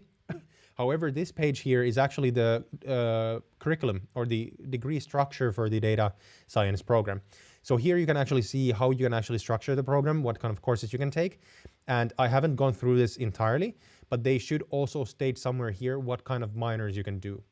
I'm not 100% sure whether you can do business minor, a minor in business in data sciences, but based on my experience and based on my gut feeling, you should be able to.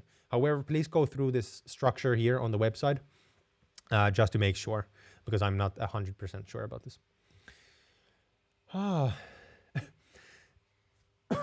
Yeah, actually, for example, Aditya, you're welcome for the answer. And Arjuna saying that I haven't been admitted yet, but I've still already made some friends, Finnish friends on Tandem, a language exchange app. You should try it. Yeah, definitely. Good recommendation. Thank you for that. All right, the next question comes from Kasra, who comes from Iran. And Kasra has not yet decided whether or not he wants to study. I'm sorry, he is applying to study a bachelor's in information technology. However, he has not yet decided which school to study in. And the question is, hello, Oliver, thanks for your information you put on your channel. They're super helpful. Awesome to hear that. Thanks for the positive feedback. My question is, how do you think I should balance my study and part-time job during my studies? Good question. You should definitely not apply for a part-time job right after you come to Finland. I would recommend at least doing half a year of your studies before you even start to look for a job. Not necessarily because it's difficult to find a job. It is, but that's not the reason for why you should wait for a second. Rather, the reason is that this education system in Finland is quite a bit different from many other countries, especially I would, guess Iran as well. Which means that there's a lot to learn about the university system itself. There's a lot to learn about, the day-to-day life in Finland. There's a lot to learn about the Finnish culture and just, integrating into the society. In addition, when you go through the first autumn and the first winter, for some people it's a bit tough because the darkness during the winter might be a bit of a problem for some people, depending on from where you come in the world. And so you have a new place, you most likely have some kind of a culture shock, and you don't have that many friends here yet. You're trying to make friends and get to know people. You're also doing school full time, and you're trying to learn how the school system works. I don't recommend adding on on pressure by taking a job on top of that. Rather, try to take the first 6 months and just learn how to live in Finland, and only after that start looking for a job. When you actually look for a job and get a part-time job, I really recommend that you don't do evening shifts if it's possible. Rather, at least do like one Saturday or Sunday, and then maybe a couple of evenings. But don't do just evening shifts because you're going to be so tired afterwards. The weekends are most likely not going to be enough. Try to have at least one day that is fully off and you don't have school or classes or work, because that's if you cram too much for yourself, you're gonna just burn out so fast. I've gone through a really, really bad burnout myself, and you don't want to experience it. It sucks. It's really bad. I was basically completely incapable of doing anything for half a year because of the burnout. I wasn't able to get out of bed for class, even though I lived 10 minutes away from the university. So yeah, don't burn yourself out. It's not cool. Yeah, Alex is saying as well, and Alex is the expert in terms of getting to know the Finnish culture here. So I would recommend that you listen to him. Alex is saying that yeah, it's better to get your life started here first, get the basics down and settle down. This way you'll see how much time your studies take. Exactly, very good, very well said indeed. The next one comes from, actually before we jump in the next question, Jet Gotti once again with a super sticker with a funny face. Thank you so much. That's highly appreciated, man. And wait, which way is it? This way? No, this way. And the funny face would be something like, no, sorry. Happy, making myself make fun of myself here. Thank you very much for the hundreds of people that maybe at some point look at this stream. Much appreciated. But anyway, thanks, man. I do appreciate the super sticker once again. That's highly appreciated.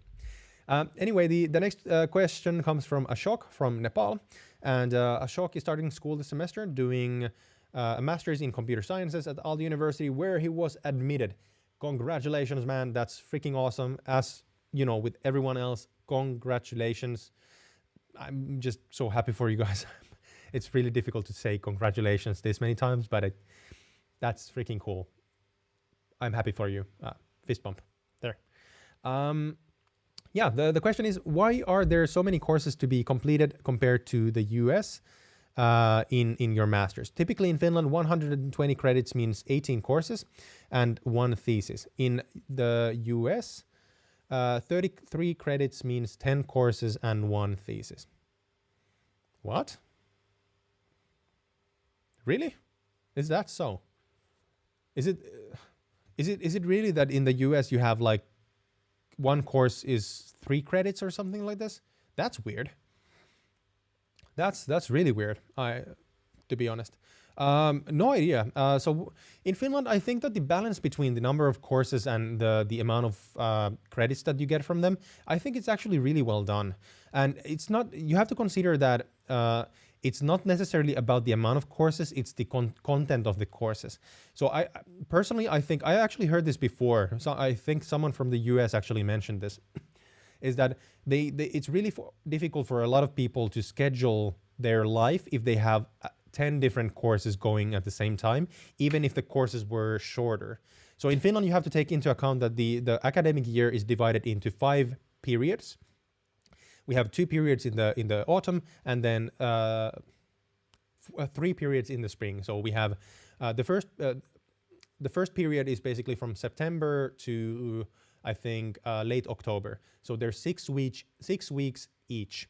So the entire academic year is divided into 5 6-week long periods, and then you have a 1 week long exam period in between each of them, and then we have the Christmas holiday and the summer holiday. And the cool thing is that most courses are actually just 1 period, so they're 6 weeks, but there are also a couple of some courses that are 2 period long, so they're 12 weeks long. This means that life is much less hectic when you have less amount of courses, because there's less like administrative work to do. You can simply focus on the courses themselves. So I think it's actually a good thing, because if you have courses all over the place and courses coming from the left and right, and you have to register for courses every 3 weeks, I would be stressed out about it. So I would say that having less courses for the same amount of credits is better. It doesn't mean that the amount of stuff that you learn is less in Finland at all. No, it simply means that the course content is much more it's much bigger in Finland compared to the US. My assumptions, I don't know, I don't have experience from the US, but this is just what I would say based on gut feeling. Yeah, Alexi Alexi actually saying that student parties are usually on Thursdays. That is absolutely correct. Thursday is party evening or party night. And let's see, Alexi is actually saying here, back in the days, the student parties took place on Thursdays, partied all night long, and then went for the morning lecture at 8. Yeah, that's actually something that people do. And the crappy thing is that for some reason, some professors still insist on organizing their exams on Fridays early in the morning, which is completely insane, because professors in Finland, they know that everyone is partying during Thursdays. However, I think that it might be a scheduling conflict, that you have to have some exams on Fridays as well, because you would have a 1 day missing completely out of the system. But yeah, basically that means that I have a lot of friends who basically went partying on Thursday, and they went from the party or from the after party in the morning directly to the exam, which I don't recommend. But apparently they did fine, passed the exam, so I guess that's okay. So I don't know. Rishi Kesari once more with a super sticker. I don't know what the deal is with you guys with the super stickers and the funny faces.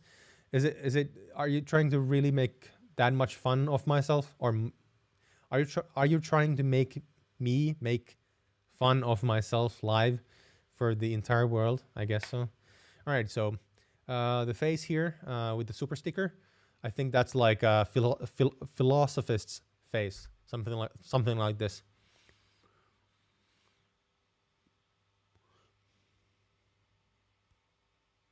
Or if I would be smoking like a pipe or something, that'd be like, no, nah, like this. Anyway, cool. Awesome. Great. Anyways, the next question comes from Ayub, who comes from Morocco.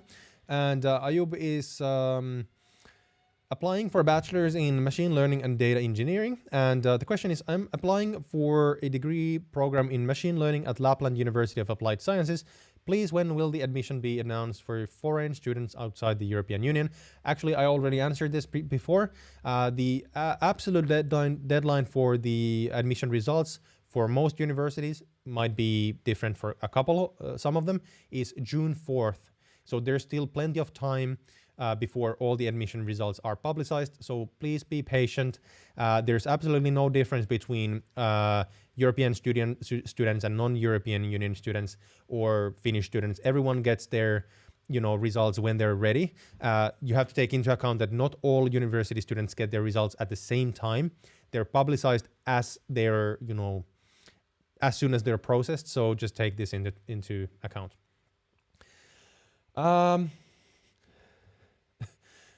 Yeah, Alexi, continuing the discussion, saying if there is a huge sudden loss in attendance in the lectures, the professors just say, it seems that there was a student party yesterday. That's pretty much correct. Yeah, especially funny with the first year studies when you have mass lectures where, for example, in the business school at Aalto, we had 350 new students each year. So the biggest lectures had all students in the same place at the same time. And, of course, during the first year, there's the most amount of parties. And every single Friday, the morning lectures, some people would be there hangover. Some people would not attend at all. And then the professors would, have the mentality of like, well, whoever comes, I don't care. It's their problem. And then they would just, go through everything as usual. Yeah, actually, Alex is saying even more. The professors and teachers in Finland are chill AF. Sometimes they participate in the parties too. Yeah, that's actually true. And the funny thing is that since the professors in Finland have gone through the same process, because you have to have a master's and a PhD to teach in universities, they have gone through the same thing. They love the same. They do have experience in the student life themselves. Many of them have actually been very active students in terms of student culture, and many of them have participated in different student clubs or guilds or so on. And actually, many professors, for example, are invited as honorary guests into many different events, especially if we're talking about like evening, these fine dine evenings where you, for example, have everyone is, dressed really nicely, and you have speeches and you have a lot of singing and a 5-course dinner. Many professors are actually invited as honorary guests there.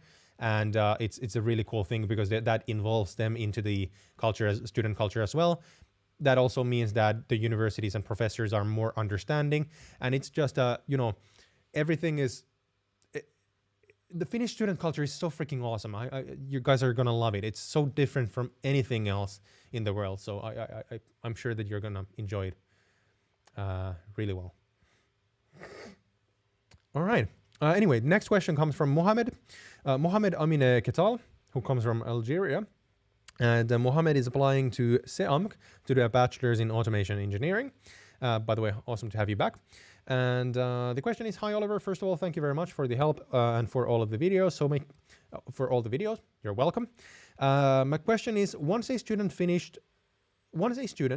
is finished with his bachelor's degree in a University of Applied Sciences and has then worked for 2 years, is he or she eligible to study a master's degree in another university, not University of Applied Sciences?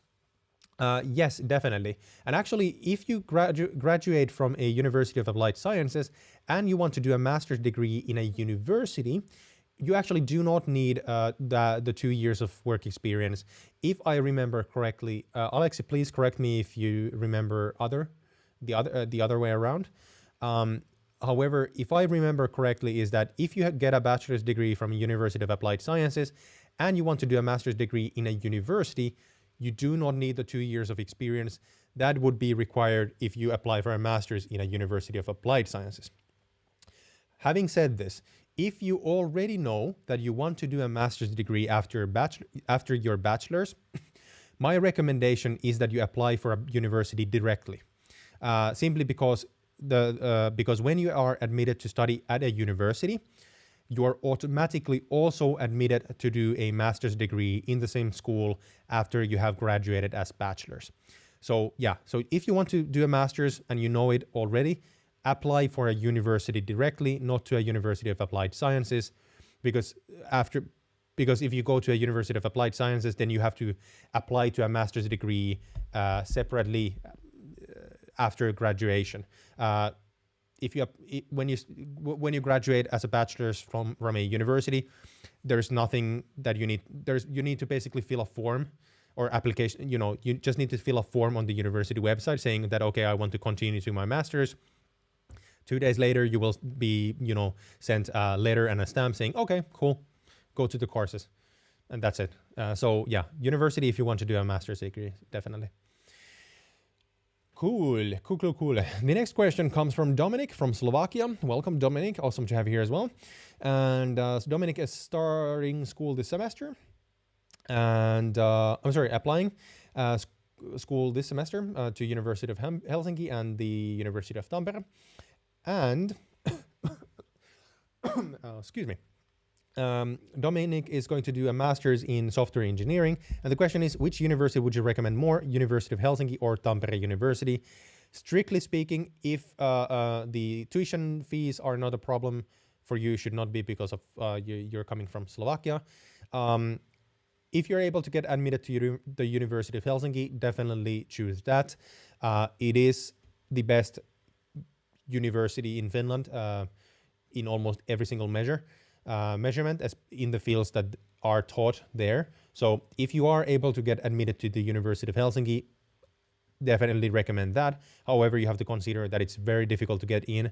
But if you are able to get admitted to the University of Tampere, but not to the University of Helsinki, you can still be very glad and satisfied with the University of Tampere. It's an excellent school.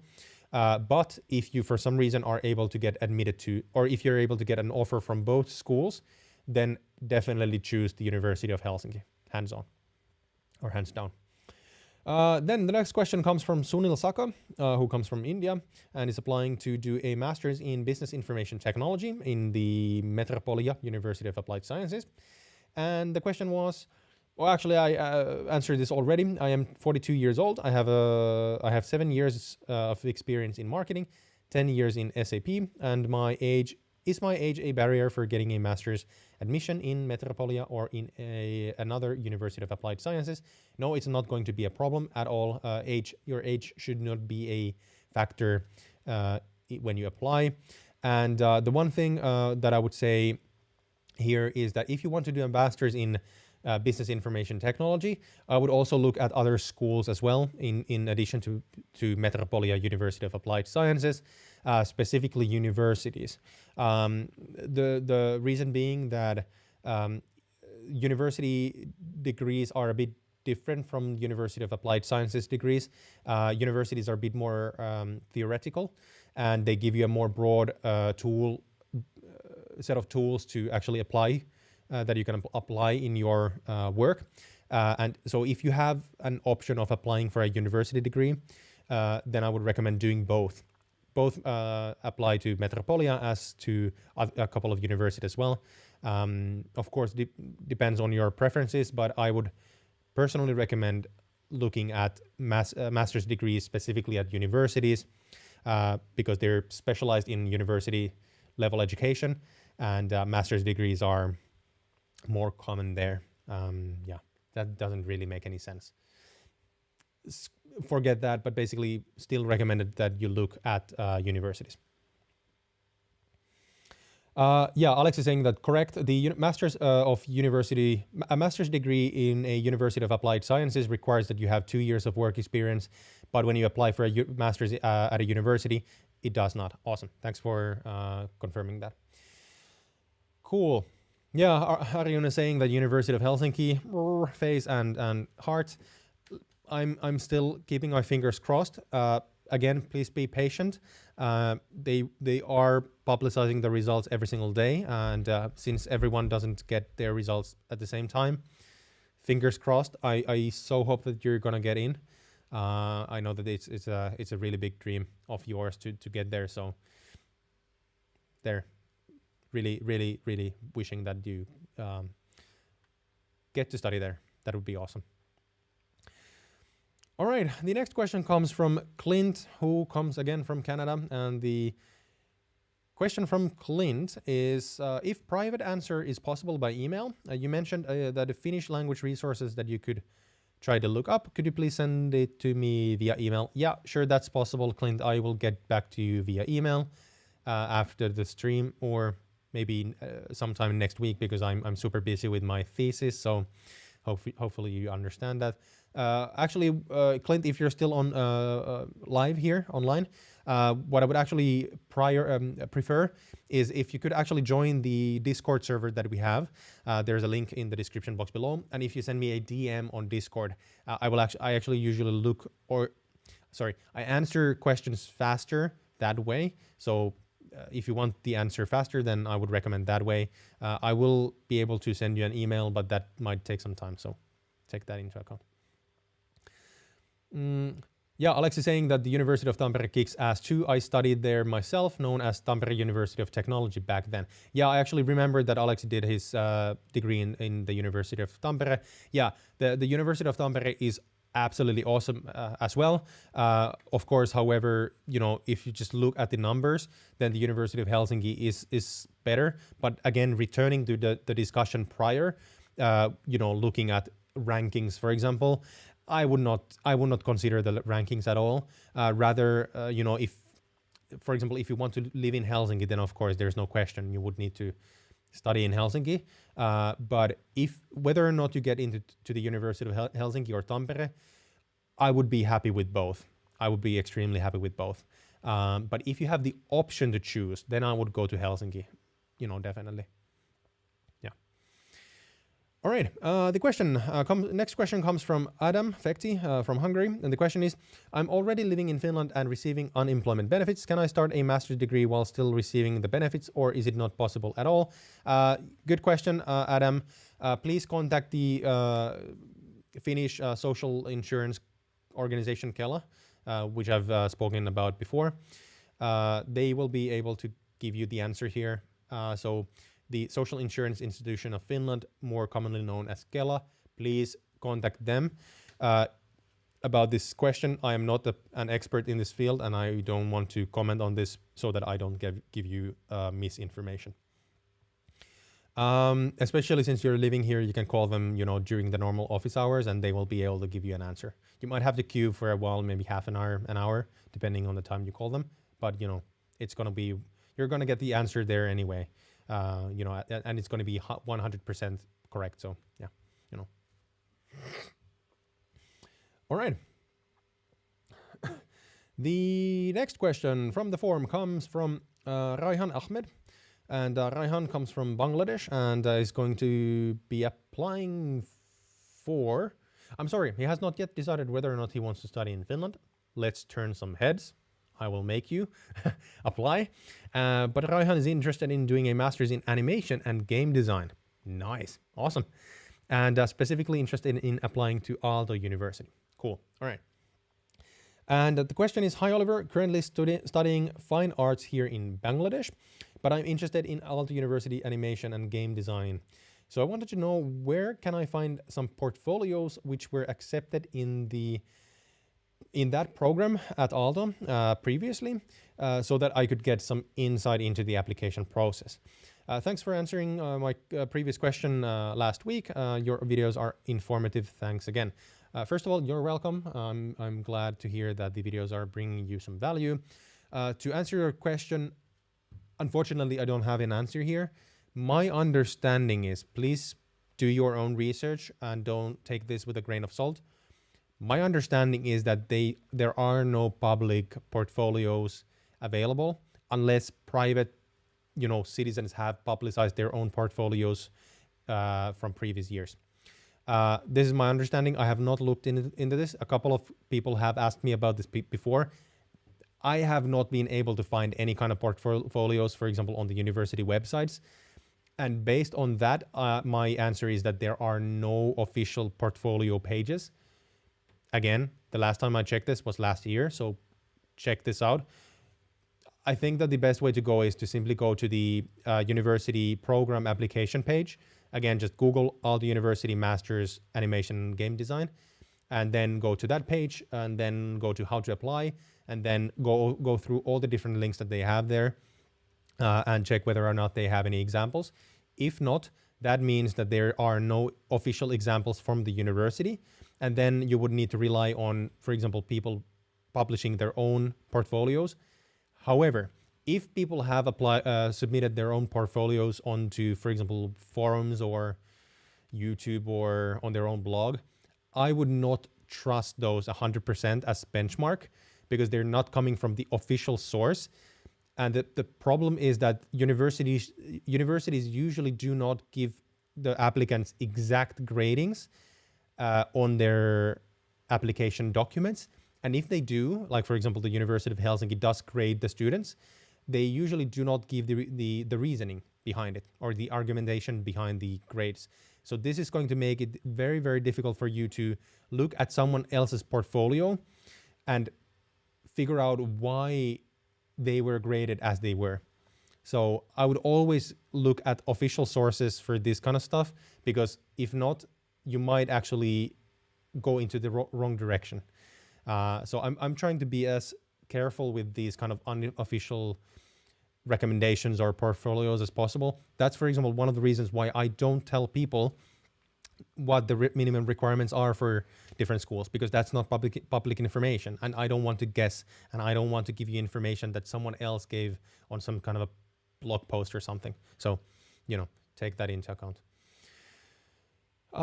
Yeah, but hopefully you got some, context from that at least. What else? Then we have the next question from Cornelium, who comes from Italy. And Cornelio is coming to Finland for work, not for school. Cool, all right. And Cornelio is interested in the plastic pipe industry. Interesting. Funny thing, actually, now that you mention it. My colleague actually just brought me a set of new pipes, actually PVC pipes, yesterday. We're actually developing, I can't divulge too many details, so let's put it this way. We're actually developing a irrigation system for a vertical farming solution that we're doing or developing ourselves. And he actually just bought us new pipes because we have to figure out a new way to set up our irrigation system. So, funny coincidence. Anyways, the question. I am not a EU citizen. I'm from Moldova. But I'm actually working in Italy for the last 13 years, and I have great skills in industry automation. I'm going to apply for a work permit, and the Finnish company cannot make a work contract for me because we found out that they must first search for the position in Finland, afterwards in the EU, and if nobody will be suitable, then they could make a contract for me. Can I apply for a work permit? Oh, right, okay. And only after that I can apply for a work permit. It's crazy. What's my opinion? Yeah, I actually answered this already maybe half an hour ago. This is unfortunate. Some Finnish companies usually, when they're hiring people, they have to check first whether or not they could find someone suitable from Finland, then from the EU, and then only after that from abroad. I do understand the reasoning behind the system, because there are Finnish people that need jobs, and there are talented people here in Finland as well. But the problem with this system is that there are a lot of positions highly educated positions that are not being filled in Finland from Finnish people, and they still have to go through this process, which means that the hiring process and the work permit process is really, really long. Even if you have like a master's or even a PhD. And this sucks because many companies have actually reported that they have had multiple people who would have been perfect for their positions, and those people would have actually wanted to come to Finland to work, but since the process has taken so long, they have had to accept another offer because they couldn't wait for any more. So this is why the Finnish Immigration Service has actually received a lot of feedback, or even a lot of controversy about this immigration or residence permit application system because it takes too much time, unfortunately. Cool. Let's see, what else do we have? The next question comes from Michael Nadiratse. No, sorry. Michael Nadiratse, I think. It's a bit difficult. Again, I remember we had the discussion last week as well. Michael Nadiratse, who comes from Georgia. And Michael is starting school this semester at the Hanken School of Economics, which is awesome. Doing a master's in finance, management, control, and accounting. Nice. And the question is, hello, and how hard is it to find entry-level jobs in finance-related fields in Helsinki by knowing only fluent English and being a master's student at Helsinki at the same time? Great question. This is basically one of the best fields in Finland to find entry-level jobs in English because the finance sector is so international. However, a bit of an advice here. Don't try to apply to small local consultant companies. Most of those work with Finnish companies and they do require you to speak Finnish. Rather, in your case, I would actually focus on big four companies. So the big four consultant companies, PwC, EY or Ernst & Young, KPMG, and then what do we have there? Boston Consulting Group. There's a bunch of other companies there as well. I would focus on those. Oh, PwC is one of the big fours. I said that already. Never mind. So I would focus on those companies, and then there's a lot of different other, especially like management accounting focused companies that I would apply for. There's a lot of job opportunities in finance in Finland that do not require Finnish. However, it's gonna take a while for you to find such a job. But this is not simply about not being able to speak Finnish. Simply, it's mostly because the competition for the jobs in this field is pretty fierce. So you have to start the job application process as soon as possible. And actually, if you're interested, I'm actually working on a extensive job hunting course where we go through basically everything that you need to know about job hunting in Finland. You know, the rights of employees or the rights, legal rights of employees in Finland, how to negotiate for a salary, how to actually apply for a job, where to find jobs, how the job interview process goes, how to make a good CV in Finland, etc. We go through all of that, and we are going to have almost like 5 hours of material, and that's why it's actually going to be a paid course because it takes so much time for me to make it. And I'm actually making it in collaboration with an old colleague of mine who has over 10 years of experience in the Finnish recruitment market. So it's going to be a value-packed course. So if you're interested, I actually have there's actually a waiting list for it if you want to get informed about it when it comes online. If you want to learn more about it, just hit me up on Discord. Again, the link in the description box below, and I will give you more information about the course.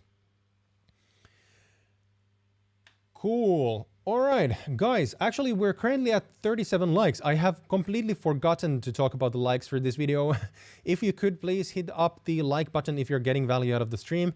That would be awesome to get to 45 likes, for example, before we end the stream. So if you're getting value out of the stream and, you know, the content on the channel in general, do make sure to bump or boop or hit or gently touch the like button so that we would get the stream to 45 likes before we actually end this stream. Talking of which, we have almost gone through Bavia saying PwC, PricewaterhouseCoopers. Yeah, that's true. It's one of the big four companies, big four consultant companies, a really, really good employer. All right. Anyways, we have gone over 2 hours. Actually, people are currently leaving the stream. So I think that this is a good time to end the stream for today. There's still a bunch of questions left that I haven't been able to go to in the form. If you haven't had your question answered yet, don't worry. I will start the stream next week with the questions that were left behind this week. So if you had your question in the form, but I wasn't able to go to your question yet, please join us next week on Thursday at 5:30 p.m. Eastern European time, and I will start the next stream with your question. Yeah, actually, Rishi, thank you very much. Deloitte was the one that I forgot. That's true. PwC, KPMG, Deloitte, and Ernst & Young. Those are the big 4 companies, which are really, really good for finance students. Anyways, thanks so much, guys, for hanging out. This has been a great stream. A lot of really good questions. Once again, congratulations to every single one of you who have been admitted. For those who have not yet received your admission letter, again, please be patient. They will come. It's going to take some time. And yeah, hopefully you got value out of the stream. And I will see you in the next one. Bye-bye.